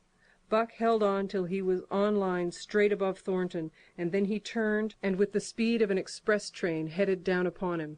Thornton saw him coming, and as Buck struck him like a battering ram, with the whole force of the current behind him, he reached up and closed with both arms around the shaggy neck. Hans snubbed the rope around the tree, and Buck and Thornton were jerked under water. Strangling, suffocating, sometimes one uppermost and sometimes the other, dragging over the jagged bottom, smashing against rocks and snags, they veered into the bank. Thornton came to belly downward and being violently propelled back and forth across a drift log by Hans and Pete. His first glance was for Buck, over whose limp and apparently lifeless body Nig was setting up a howl, while Skeet was licking the wet face and closed eyes. Thornton was himself bruised and battered, and he went carefully over Buck's body, when he had been brought around, finding 3 broken ribs. "That settles it," he announced. "We camp right here." And camp they did, till Buck's ribs knitted and he was able to travel. That winter at Dawson, Buck performed another exploit, not so heroic perhaps, but one that put his name many notches higher on the totem pole of Alaskan fame. This exploit was particularly gratifying to the 3 men, for they stood in need of the outfit which it furnished, and were enabled to make a long-desired trip into the Virgin East, where miners had not yet appeared. It was brought about by a conversation in the Eldorado saloon, in which men waxed boastful of their favorite dogs. Buck, because of his record, was the target for these men, and Thornton was driven stoutly to defend him. At the end of half an hour, one man stated that his dog could start a sled with 500 pounds and walk off with it. A second bragged 600 for his dog, and a third 700. "Pooh, pooh," said John Thornton. "Buck can start 1,000 pounds." "And break it out? And walk off with it for 100 yards?" demanded Matthewson, a Bonanza king, he of 700 vaunt. "And break it out, and walk off with it for 100 yards," John Thornton said coolly. "Well," Matthewson said, slowly and deliberately, so that all could hear, "I've got $1,000 that says he can't, and there it is." So saying, he slammed a sack of gold dust of the size of a bologna sandwich down upon the bar. Nobody spoke. Thornton's bluff, if bluff it was, had been called. He could feel a flush of warm blood creeping up his face. His tongue had tricked him. He did not know whether Buck could start 1,000 pounds. 1/2 ton! The enormousness of it appalled him. He had great faith in Buck's strength, and had often thought him capable of starting such a load, but never, as now, had he faced the possibility of it. The eyes of a dozen men fixed upon him, silent and waiting. Further, he had no $1,000, nor Hans or Pete. "I've got a sled standing outside now with 20 50-pound sacks of flour on it," Matthewson went on with brutal directness, "so don't let that hinder you." Thornton did not reply. He did not know what to say. He glanced from face to face in the absent way of a man who has lost the power of thought and is seeking somewhere to find the thing that will start it going again. The face of Jim O'Brien, a Mastodon king, an old-time comrade, caught his eyes. It was a cue to him, seeming to rouse him to do what he would never have dreamed of doing. "Can you lend me 1,000?" he asked, almost in a whisper. "Sure," O'Brien answered, thumping down a plethoric sack by the side of Matthewson's. "Though it's little faith I'm having, John. That's a beast can do the trick." The Eldorado emptied its occupants into the street to see the test. The tables were deserted, and the dealers and gamekeepers came forth to see the outcome of the wager and to lay odds. Several hundred men, furred and mittened, banked around the sled with easy distance. Matthewson's sled, loaded with 1,000 pounds of flour, had been standing for a couple of hours, and in the intense cold (it was 60 below zero) the runners had frozen fast to the hard-packed snow. Men offered odds of 2 to 1 that Buck could not budge the sled. A quibble arose concerning the phrase "break out." O'Brien contended it was Thornton's privilege to knock the runners loose, leaving Buck to break it out from a dead standstill. Matthewson insisted that the phrase included breaking the runners from the frozen grip of the snow. A majority of the men who had witnessed the making of the bet decided in his favor, whereat the odds went up to 3 to 1 against Buck. There were no takers. Not a man believed him capable of the feat. Thornton had been hurried into the wager, heavy with doubt, and now that he looked at the sled itself, the concrete fact, with the regular team of 10 dogs curled up in the snow before it, the more impossible the task appeared. Matthewson waxed jubilant. 3 to 1, he proclaimed. "I'll lay you another 1,000 at that figure, Thornton. What do you say?" Thornton's doubt was strong in his face, but his fighting spirit was aroused, the fighting spirit that soars above odds, fails to recognize the impossible, and is deaf to all save the clamor for battle. He called Hans and Pete to him. Their sacks were slim, and with his own the 3 partners could rake together only $200. In the ebb of their fortunes, this sum was their total capital, yet they laid it unhesitatingly against Matthewson's 600. The team of 10 dogs was unhitched, and Buck, with his own harness, was put into the sled. He had caught the contagion of the excitement, and he felt that in some way he must do a great thing for John Thornton. Murmurs of admiration at his splendid appearance went up. He was in perfect condition, without an ounce of superfluous flesh, and the 150 pounds that he weighed were so many pounds of grit and virility. His furry coat shone with the sheen of silk. Down the neck and across the shoulders his mane, in repose as it was, half bristled, and seemed to lift with every movement, as though excess of vigor made each particular hair alive and active. The great breast and heavy forelegs were no more than in proportion with the rest of his body, where the muscles showed in tight rolls underneath the skin. Men felt these muscles, and proclaimed them hard as iron, and the odds went down to 2 to 1. Gad, sir, stuttered a member of the latest dynasty, a king of the Skookum benches. "I offer you 800 for him, sir, before the test, sir, 800, just as he stands." Thornton shook his head and stepped to Buck's side. "You must stand off from him," Matthewson protested. "Free play and plenty of room." The crowd fell silent. Only could be heard the voices of the gamblers vainly offering 2 to 1. Everybody acknowledged Buck, a magnificent animal, but 20 50-pound sacks of flour bulked too large in their eyes for them to loosen their pouch strings. Thornton knelt down by Buck's side. He took his head in his 2 hands and rested cheek on cheek. He did not playfully shake him, as was his wont, or murmur soft love curses, but he whispered in his ear. "As you love me, Buck, as you love me," was what he whispered. Buck whined with suppressed eagerness. The crowd was watching curiously. The affair was growing mysterious. It seemed like a conjuration. As Thornton got to his feet, Buck seized his mittened hand between his jaws, pressing in with his teeth and releasing slowly, half reluctantly. It was the answer in terms, not of speech, but of love. Thornton stepped well back.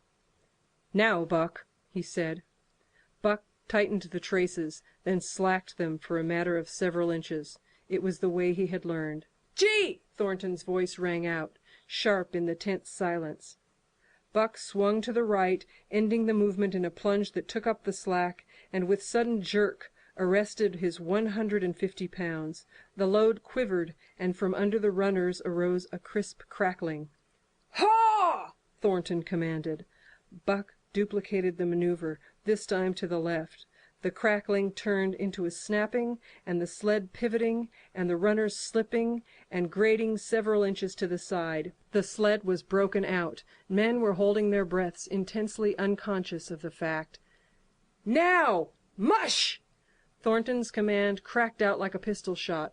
Buck threw himself forward, tightening the traces with a jarring lunge. His whole body was gathered compactly together in the tremendous effort, the muscles writhing and knotting like live things under the silky fur. His great chest was low to the ground, his head forward and down, while his feet were flying like mad, the claws scarring the hard-packed snow in parallel grooves. The sled swayed and trembled, half started forward. One of his feet slipped, and one man groaned aloud. Then the sled lurched ahead in what appeared a rapid succession of jerks, though it never really came to a dead stop again. Half an inch, 2 inches. The jerks perceptibly diminished as the sled gained momentum. He caught them up till it was moving steadily along. Men gasped and began to breathe again, unaware for a moment that they had ceased to breathe.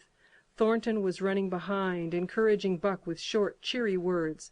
The distance had been measured off, and as he neared the pile of firewood which marked the end of the 100 yards, a cheer began to grow and grow, which burst into a roar as he passed the firewood and halted at command. Every man was tearing himself loose, even Matthewson. Hats and mittens were flying in the air. Men were shaking hands, it did not matter with whom, and bubbling over in general incoherent babble. But Thornton fell on his knees beside Buck. Head was against head, and he was shaking him back and forth. Those who hurried up heard him cursing Buck, and he cursed him long and fervently, and softly and lovingly. "Gad, sir! Gad, sir!" sputtered the Skookum Bench King. "I'll give you 1,000 for him, sir! 1,000, sir! 1,200, sir!" Thornton rose to his feet. His eyes were wet. The tears were streaming frankly down his cheeks. "Sir," he said to the Skookum Bench King, "no, sir. You can go to hell, sir. It's the best I can do for you, sir." Buck seized Thornton's hand in his teeth. Thornton shook him back and forth. As though animated by a common impulse, the onlookers drew back to a respectful distance, nor were they again indiscreet enough to interrupt. Chapter 7, the final chapter of The Call of the Wild. The Sounding of the Call. When Buck earned $1,600 in 5 minutes for John Thornton, he made it possible for his master to pay off certain debts, and to journey with his partners into the East after a fabled lost mine, the history of which was as old as the history of the country. Many men had sought it, few had found it, and more than a few there were who had never returned from the quest. This lost mine was steeped in tragedy and shrouded in mystery. No one knew of the first man. The oldest tradition stopped before it got back to him. From the beginning there had been an ancient and ramshackle cabin. Dying men had sworn to it, and to the mine the site of which it marked, clinching their testimony with nuggets that were unlike any known grade of gold in the Northland. But no living man had looted this treasure house, and the dead were dead. Wherefore John Thornton and Pete and Hans, with Buck and half a dozen other dogs, faced into the east on an unknown trail to achieve where men and dogs as good as themselves had failed. They sledded 70 miles up the Yukon, swung to the left into the Stewart River, passed the Mayo and the McQuestion, and held on until the Stewart itself became a streamlet, threading the upstanding peaks which marked the backbone of the continent. John Thornton asked little of man or nature. He was unafraid of the wild. With a handful of salt and a rifle, he could plunge into the wilderness and fare wherever he pleased and as long as he pleased. Being in no haste, Indian fashion, he hunted his dinner in the course of the day's travel. and if he failed to find it, like the Indian, he kept on traveling, secure in the knowledge that sooner or later he would come to it. So, on this great journey into the East, straight meat was the bill of fare, ammunition and tools principally made up the load on the sled, and the time card was drawn upon the limitless future. To Buck it was boundless delight, this hunting, fishing, and indefinite wandering through strange places. For weeks at a time they would hold on steadily, day after day, and for weeks upon end they would camp, here and there, the dogs loafing and the men burning holes through frozen muck and gravel, and washing countless pans of dirt by the heat of the fire. Sometimes they went hungry, sometimes they feasted riotously, all according to the abundance of game and the fortune of hunting. Summer arrived, and dogs and men packed on their backs, rafted across blue mountain lakes, and descended or ascended unknown rivers in slender boats whipsawed from the standing forest. The months came and went, and back and forth they twisted through the uncharted vastness, where no men were, and yet where men had been, if the lost cabin were true. They went across divides in summer blizzards, shivered under the midnight sun on naked mountains between the timberline and the eternal snows, dropped into summer valleys amid swarming gnats and flies, and in the shadows of glaciers picked strawberries and flowers as ripe and fair as any the Southland could boast. In the fall of the year they penetrated a weird lake country, sad and silent, where wildfowl had been, but where then there was no life nor sign of life, only the blowing of chill winds, the forming of ice in sheltered places, and the melancholy rippling of waves on lonely beaches. And through another winter they wandered on the obliterated trails of men who had gone before. Once they came upon a path blazed through the forest, an ancient path, and the lost cabin seemed very near. But the path began nowhere and ended nowhere, and it remained mystery, as the man who made it and the reason he made it remained mystery. Another time they chanced upon the time-graven wreckage of a hunting lodge, and amid the shreds of rotted blankets, John Thornton found a long-barreled flintlock. He knew it for a Hudson Bay Company gun of the young days in the Northwest, when such a gun was worth its height in beaver skins packed flat. And that was all. No hint as to the man who in an early day had reared the lodge and left the gun among the blankets. Spring came on once more, and at the end of all their wandering they found, not the lost cabin, but a shallow placer in a broad valley where the gold showed like yellow butter across the bottom of the washing pan. They sought no farther. Each day they worked earned them thousands of dollars in clean dust and nuggets, and they worked every day. The gold was sacked in moose-hide bags, 50 pounds to the bag, and piled like so much firewood outside the Spruce Bough Lodge. Like giants they toiled, days flashing on the heels of days, like dreams as they heaped the treasure up. There was nothing for the dogs to do, save the hauling in of meat now and again that Thornton killed, and Buck spent long hours musing by the fire. The vision of the short-legged hairy man came to him more frequently, now that there was little work to be done, and often, blinking by the fire, Buck wandered with him in that other world which he remembered. The salient thing of this other world seemed fear. When he watched the hairy man sleeping by the fire, head between his knees and hands clasped above, Buck saw that he slept restlessly, with many starts and awakenings, at which times he would peer fearfully into the darkness and fling more wood upon the fire. Did they walk by the beach of a sea, where the hairy man gathered shellfish and ate them as he gathered, it was with eyes that roved everywhere for hidden danger, and with legs prepared to run like the wind at its first appearance. Through the forest they crept noiselessly, Buck at the hairy man's heels, and they were alert and vigilant, the pair of them, ears twitching and moving and nostrils quivering, for the man heard and smelled as keenly as Buck. The hairy man could spring up into the trees and travel ahead as fast as on the ground, swinging by the arms from limb to limb, sometimes a dozen feet apart, letting go and catching, never falling, never missing his grip.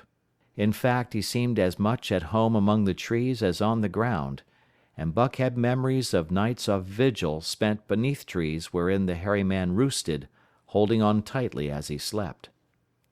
And closely akin to the visions of the hairy man was the call still sounding in the depths of the forest. It filled him with a great unrest and strange desires. It caused him to feel a vague, sweet gladness, and he was aware of wild yearnings and stirrings for he knew not what.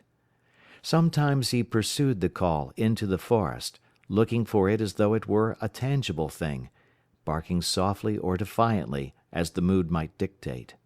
He would thrust his nose into the cool wood moss, or into the black soil where long grasses grew, and snort with joy at the fat earth smells.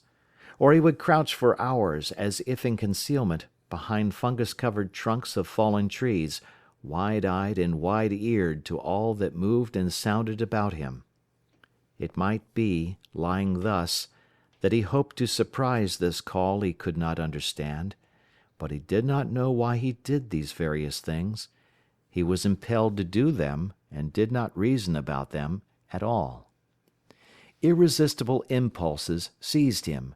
He would be lying in camp, dozing lazily in the heat of the day, when suddenly his head would lift and its ears cock up, intent in listening, and he would spring to his feet and dash away, and on, for hours, through the forest aisles and across the open spaces where the niggerheads bunched. He loved to run down dry watercourses, and to creep and spy upon the bird life in the woods. For a day at a time he would lie in the underbrush where he could watch the partridges drumming and strutting up and down. But especially he loved to run in the dim twilight of the summer midnights, listening to the subdued and sleepy murmurs of the forest, reading signs and sounds as man may read a book, and seeking for the mysterious something that called, waking or sleeping, at all times, for him to come. One night he sprang from sleep with a start, eager-eyed, nostrils quivering and scenting, his mane bristling in recurrent waves. From the forest came the call, or one note of it, for the call was many-noted, distinct and definite as never before, a long-drawn howl, like, yet unlike, any noise made by husky dog. And he knew it, in the old familiar way, as a sound heard before. He sprang through the sleeping camp and in swift silence dashed through the woods. As he drew closer to the cry he went more slowly, with caution in every movement, till he came to an open place among the trees, and looking out saw, erect on haunches, with nose pointed to the sky, a long, lean timber wolf. He had made no noise, yet it ceased from its howling and tried to sense his presence. Buck stalked into the open, half crouching, body gathered compactly together, tail straight and stiff, feet falling with unwonted care.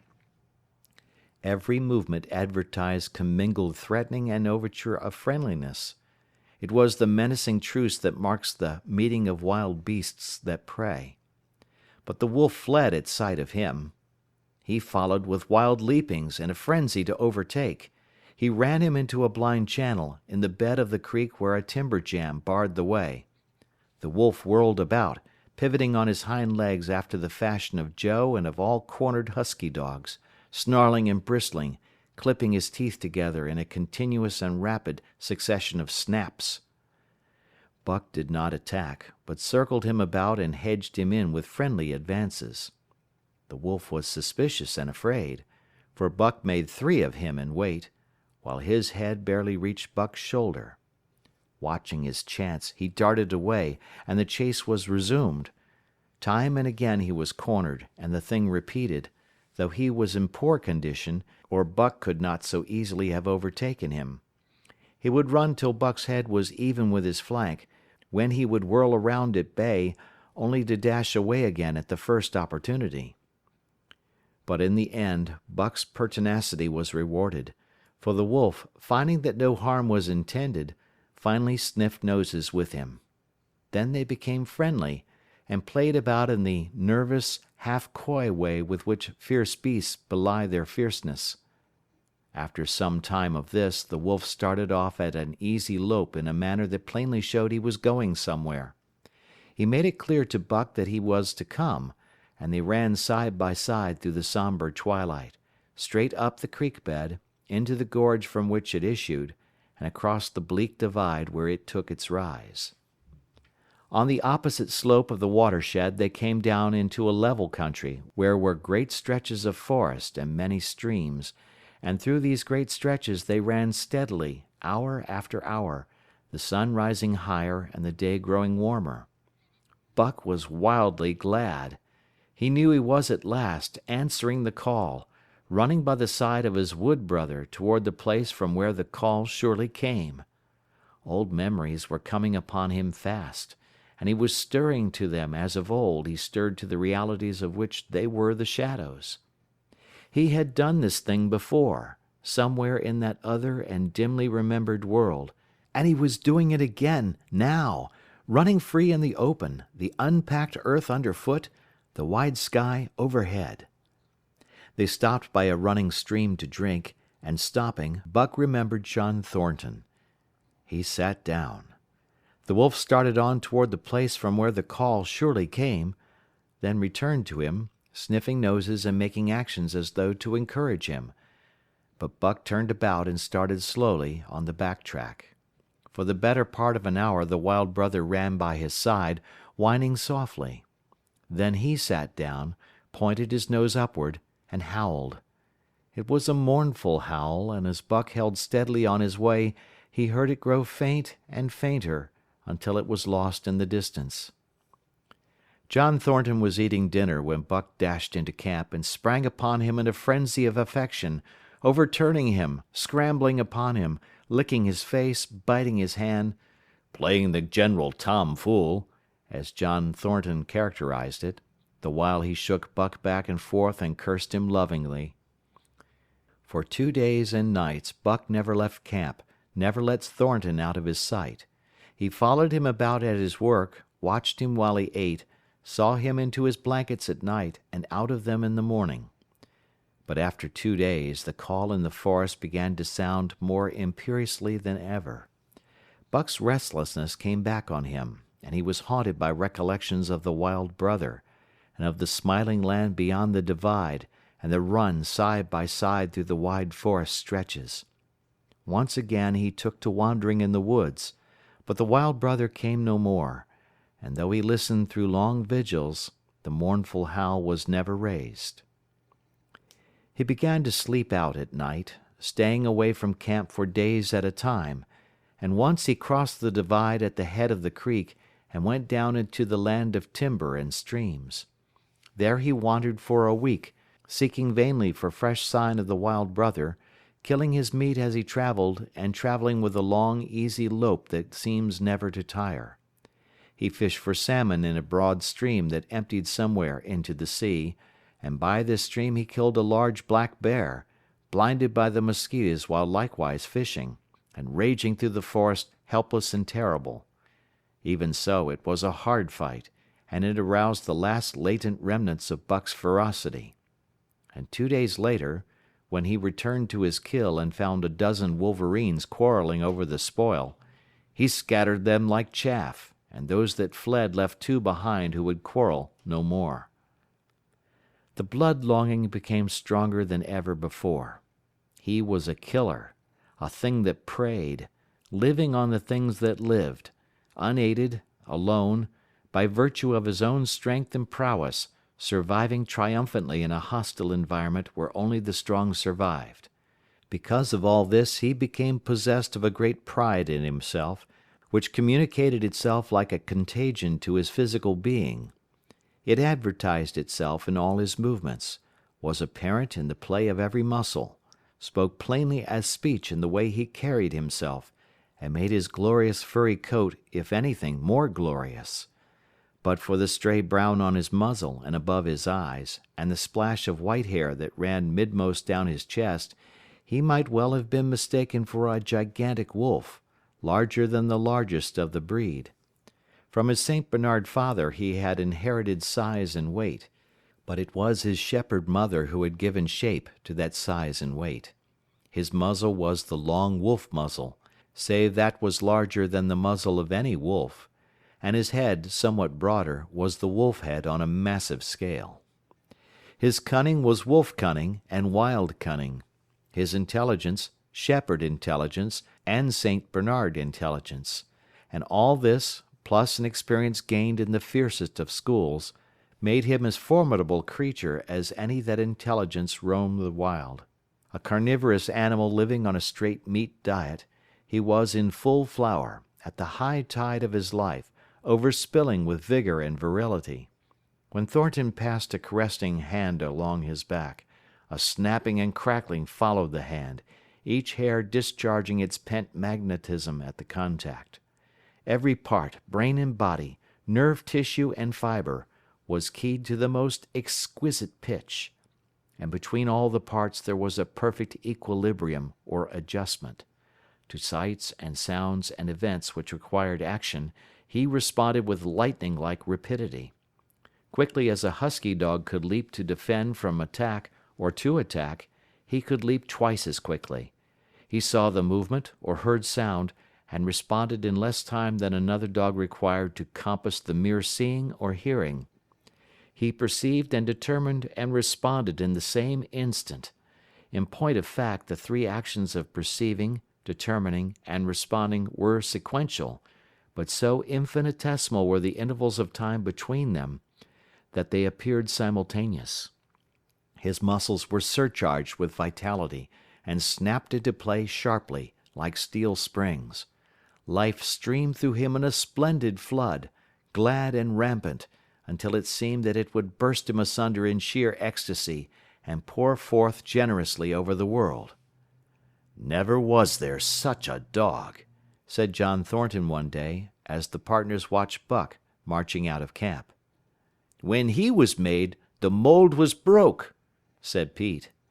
"By jingo, I think so mineself," Hans affirmed. They saw him marching out of camp, but they did not see the instant and terrible transformation which took place as soon as he was within the secrecy of the forest. He no longer marched. At once he became a thing of the wild, stealing along softly, cat-footed, a passing shadow that appeared and disappeared among the shadows. He knew how to take advantage of every cover, to crawl on his belly like a snake, and like a snake to leap and strike. He could take a ptarmigan from its nest, kill a rabbit as it slept, and snap in mid-air the little chipmunks fleeing a second too late for the trees. Fish in open pools were not too quick for him, nor were beaver, mending their dams, too wary. He killed to eat, not from wantonness, but he preferred to eat what he killed himself. So a lurking humor ran through his deeds, and it was his delight to steal upon the squirrels, and when he all but had them, to let them go, chattering in mortal fear to the tree-tops.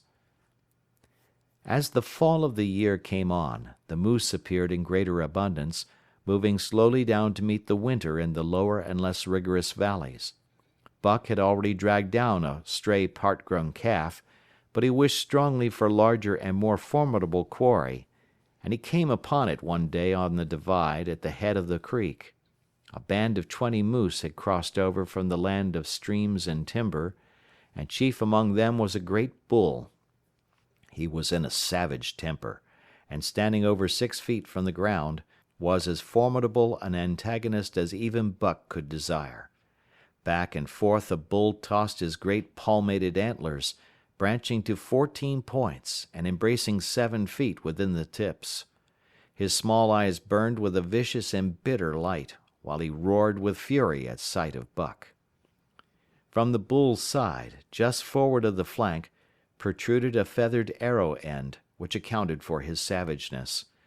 Guided by that instinct which came from the old hunting days of the primordial world, Buck proceeded to cut the bull out of the herd. It was no slight task. He would bark and dance about in front of the bull, just out of reach of the great antlers and of the terrible splay hoofs which could have stamped his life out with a single blow. Unable to turn his back on the fanged danger and go on, the bull would be driven into paroxysms of rage. At such moments he charged Buck, who retreated craftily, luring him on by a simulated inability to escape. But when he was thus separated from his fellows, 2 or 3 of the younger bulls would charge back upon Buck and enable the wounded bull to rejoin the herd. There is a patience of the wild, dogged, tireless, persistent as life itself, that holds motionless for endless hours the spider in its web, the snake in its coils, the panther in its ambuscade. This patience belongs peculiarly to life when it hunts its living food, and it belonged to Buck as he clung to the flank of the herd, retarding its march, irritating the young bulls, worrying the cows with their half-grown calves, and driving the wounded bull mad with helpless rage. For half a day this continued. Buck multiplied himself, attacking from all sides, enveloping the herd in a whirlwind of menace, cutting out his victim as fast as it could rejoin its mates, wearing out the patience of creatures preyed upon, which is a lesser patience than that of creatures preying. As the day wore along and the sun dropped to its bed in the northwest, the darkness had come back and the fall nights were 6 hours long, the young bulls retraced their steps more and more reluctantly to the aid of their beset leader. The downcoming winter was harrying them on to the lower levels, and it seemed they could never shake off this tireless creature that held them back. Besides, it was not the life of the herd or of the young bulls that was threatened. The life of only one member was demanded, which was a remoter interest than their lives, and in the end they were content to pay the toll. As twilight fell, the old bull stood with lowered head, watching his mates, the cows he had known, the calves he had fathered, the bulls he had mastered, as they shambled on at a rapid pace through the fading light. He could not follow, for before his nose leaped the merciless fanged terror that would not let him go. 300 weight more than half a ton he weighed. He had lived a long, strong life, full of fight and struggle, and at the end he faced death at the teeth of a creature whose head did not reach beyond his great knuckled knees. From then on, night and day, Buck never left his prey, never gave it a moment's rest, never permitted it to browse the leaves of trees or the shoots of young birch and willow. Nor did he give the wounded bull opportunity to slake his burning thirst in the slender, trickling streams they crossed. Often, in desperation, he burst into long stretches of flight. At such times Buck did not attempt to stay him, but loped easily at his heels, satisfied with the way the game was played, lying down when the moose stood still, attacking him fiercely when he strove to eat or drink. The great head drooped more and more under its tree of horns, and the shambling trot grew weak and weaker. He took to standing for long periods, with nose to the ground and dejected ears dropped limply, and Buck found more time in which to get water for himself and in which to rest. At such moments, panting with red lolling tongue and with eyes fixed upon the big bull, it appeared to Buck that a change was coming over the face of things. He could feel a new stir in the land. As the moose were coming into the land, other kinds of life were coming in.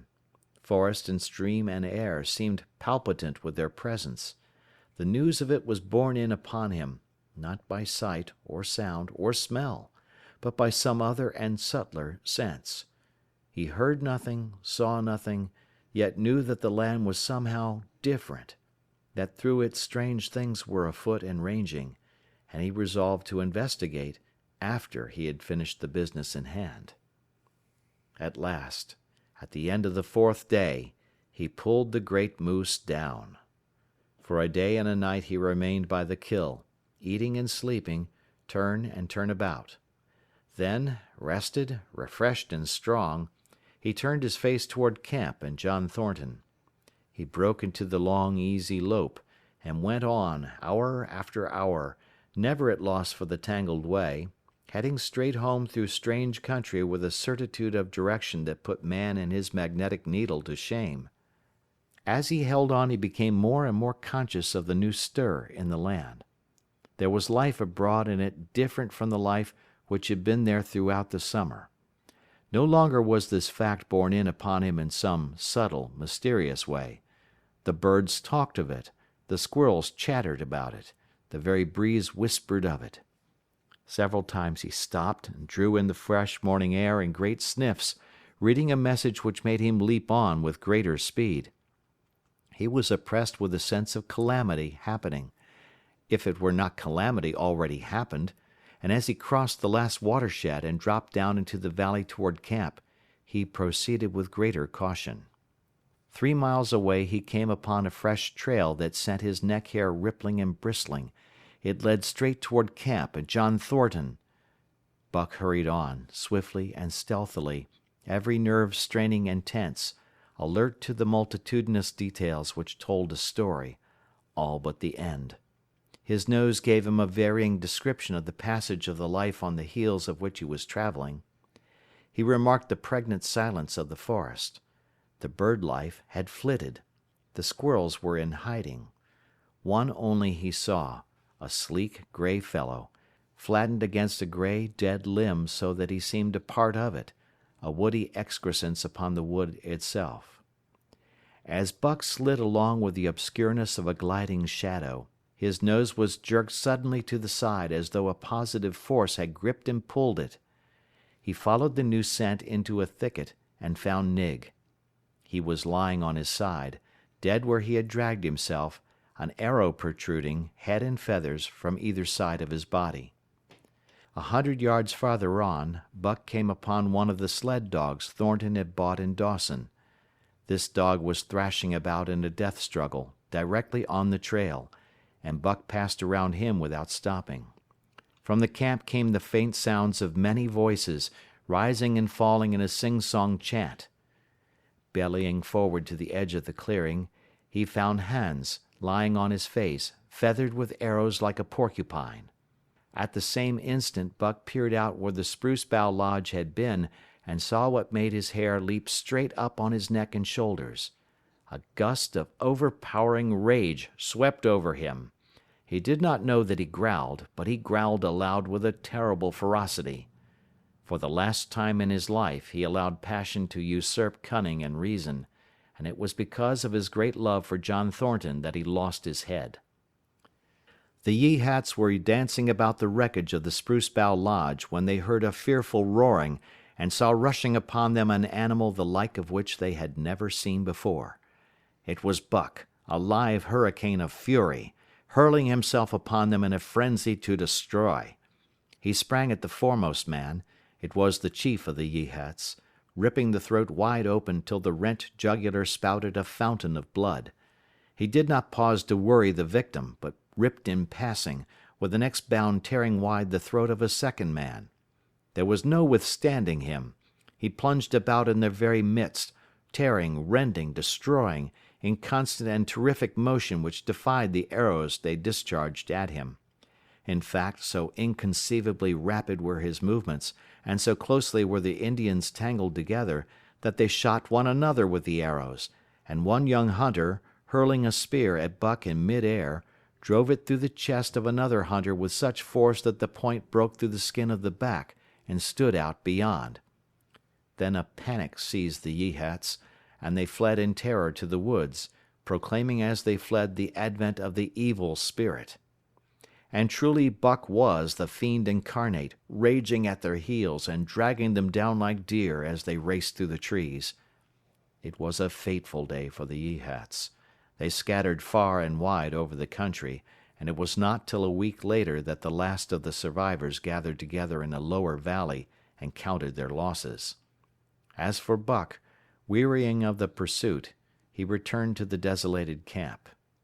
He found Pete where he had been killed in his blankets in the first moment of surprise. Thornton's desperate struggle was fresh written on the earth, and Buck scented every detail of it down to the edge of a deep pool.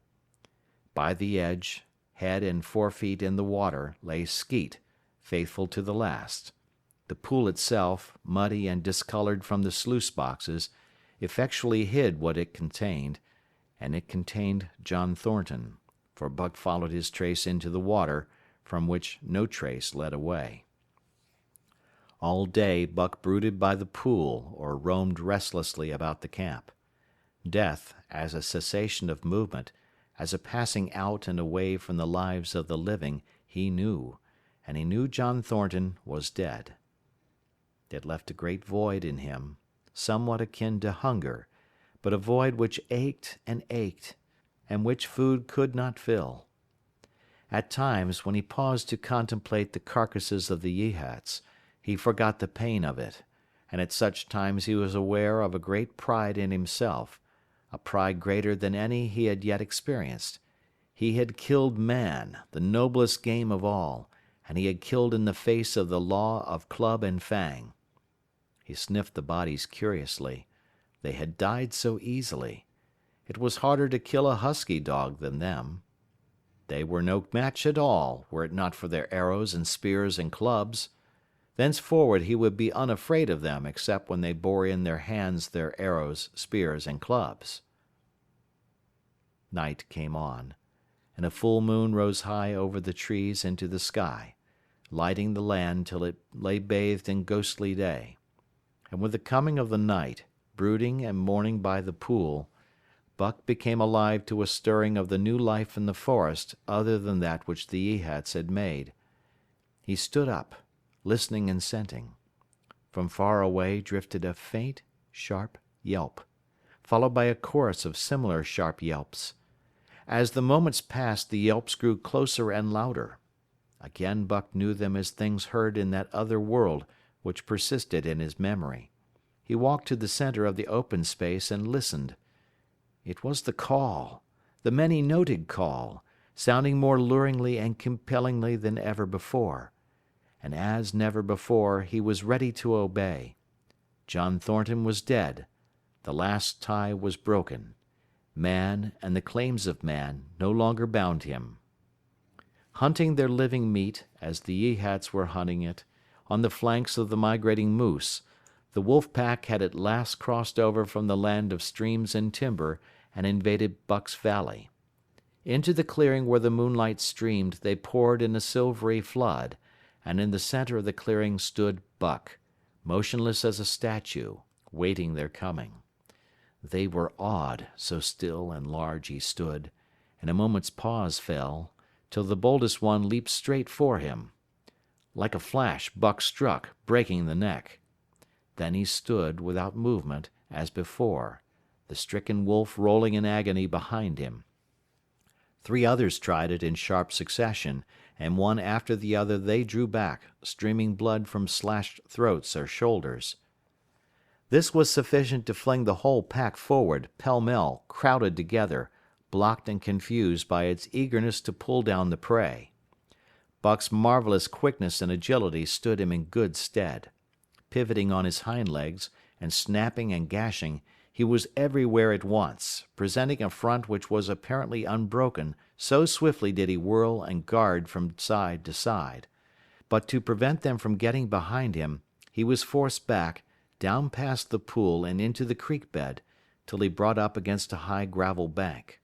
He worked along to a right angle in the bank which the men had made in the course of mining, and in this angle he came to bay, protected on 3 sides and with nothing to do but face the front. And so well did he face it, that at the end of half an hour the wolves drew back discomfited. The tongues of all were out and lolling, the white fangs showing cruelly white in the moonlight. Some were lying down with heads raised and ears pricked forward, others stood on their feet, watching him, and still others were lapping water from the pool. One wolf, long and lean and gray, advanced cautiously, in a friendly manner, and Buck recognized the wild brother with whom he had run for a night and a day. He was whining softly, and, as Buck whined, they touched noses. Then an old wolf, gaunt and battle-scarred, came forward. Buck writhed his lips into the preliminary of a snarl, but sniffed noses with him. Whereupon the old wolf sat down, pointed nose at the moon, and broke out the long wolf howl. The others sat down and howled. And now the call came to Buck in unmistakable accents. He too sat down and howled. This over, he came out of his angle, and the pack crowded around him, sniffing in half friendly, half savage manner. The leaders lifted the yelp of the pack and sprang away into the woods. The wolves swung in behind, yelping in chorus, and Buck ran with them, side by side with the wild brother, yelping as he ran. And here may well end the story of Buck.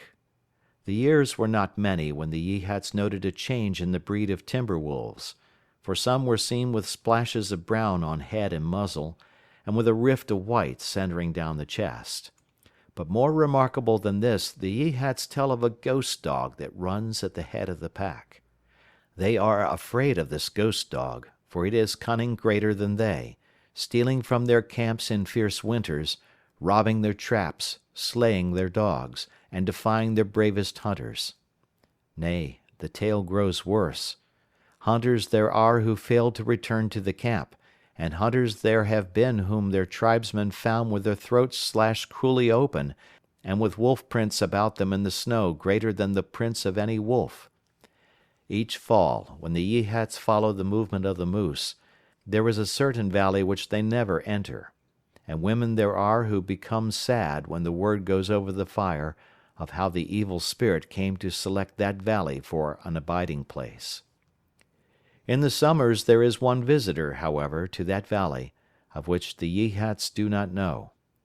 It is a great, gloriously coated wolf, like and yet unlike all other wolves. He crosses alone from the smiling timberland and comes down into an open space among the trees. Here a yellow stream flows from rotted moose-hide sacks and sinks into the ground, with long grasses growing through it, and vegetable mold overrunning it and hiding its yellow from the sun. And here he muses for a time, howling once, long and mournfully, ere he departs. But he is not always alone. When the long winter nights come on and the wolves follow their meat into the lower valleys, he may be seen running at the head of the pack through the pale moonlight or glimmering borealis, leaping gigantic above his fellows, his great throat a-bellow as he sings a song of the younger world, which is the song of the pack. End of chapter 7. End of book. Thank you for listening.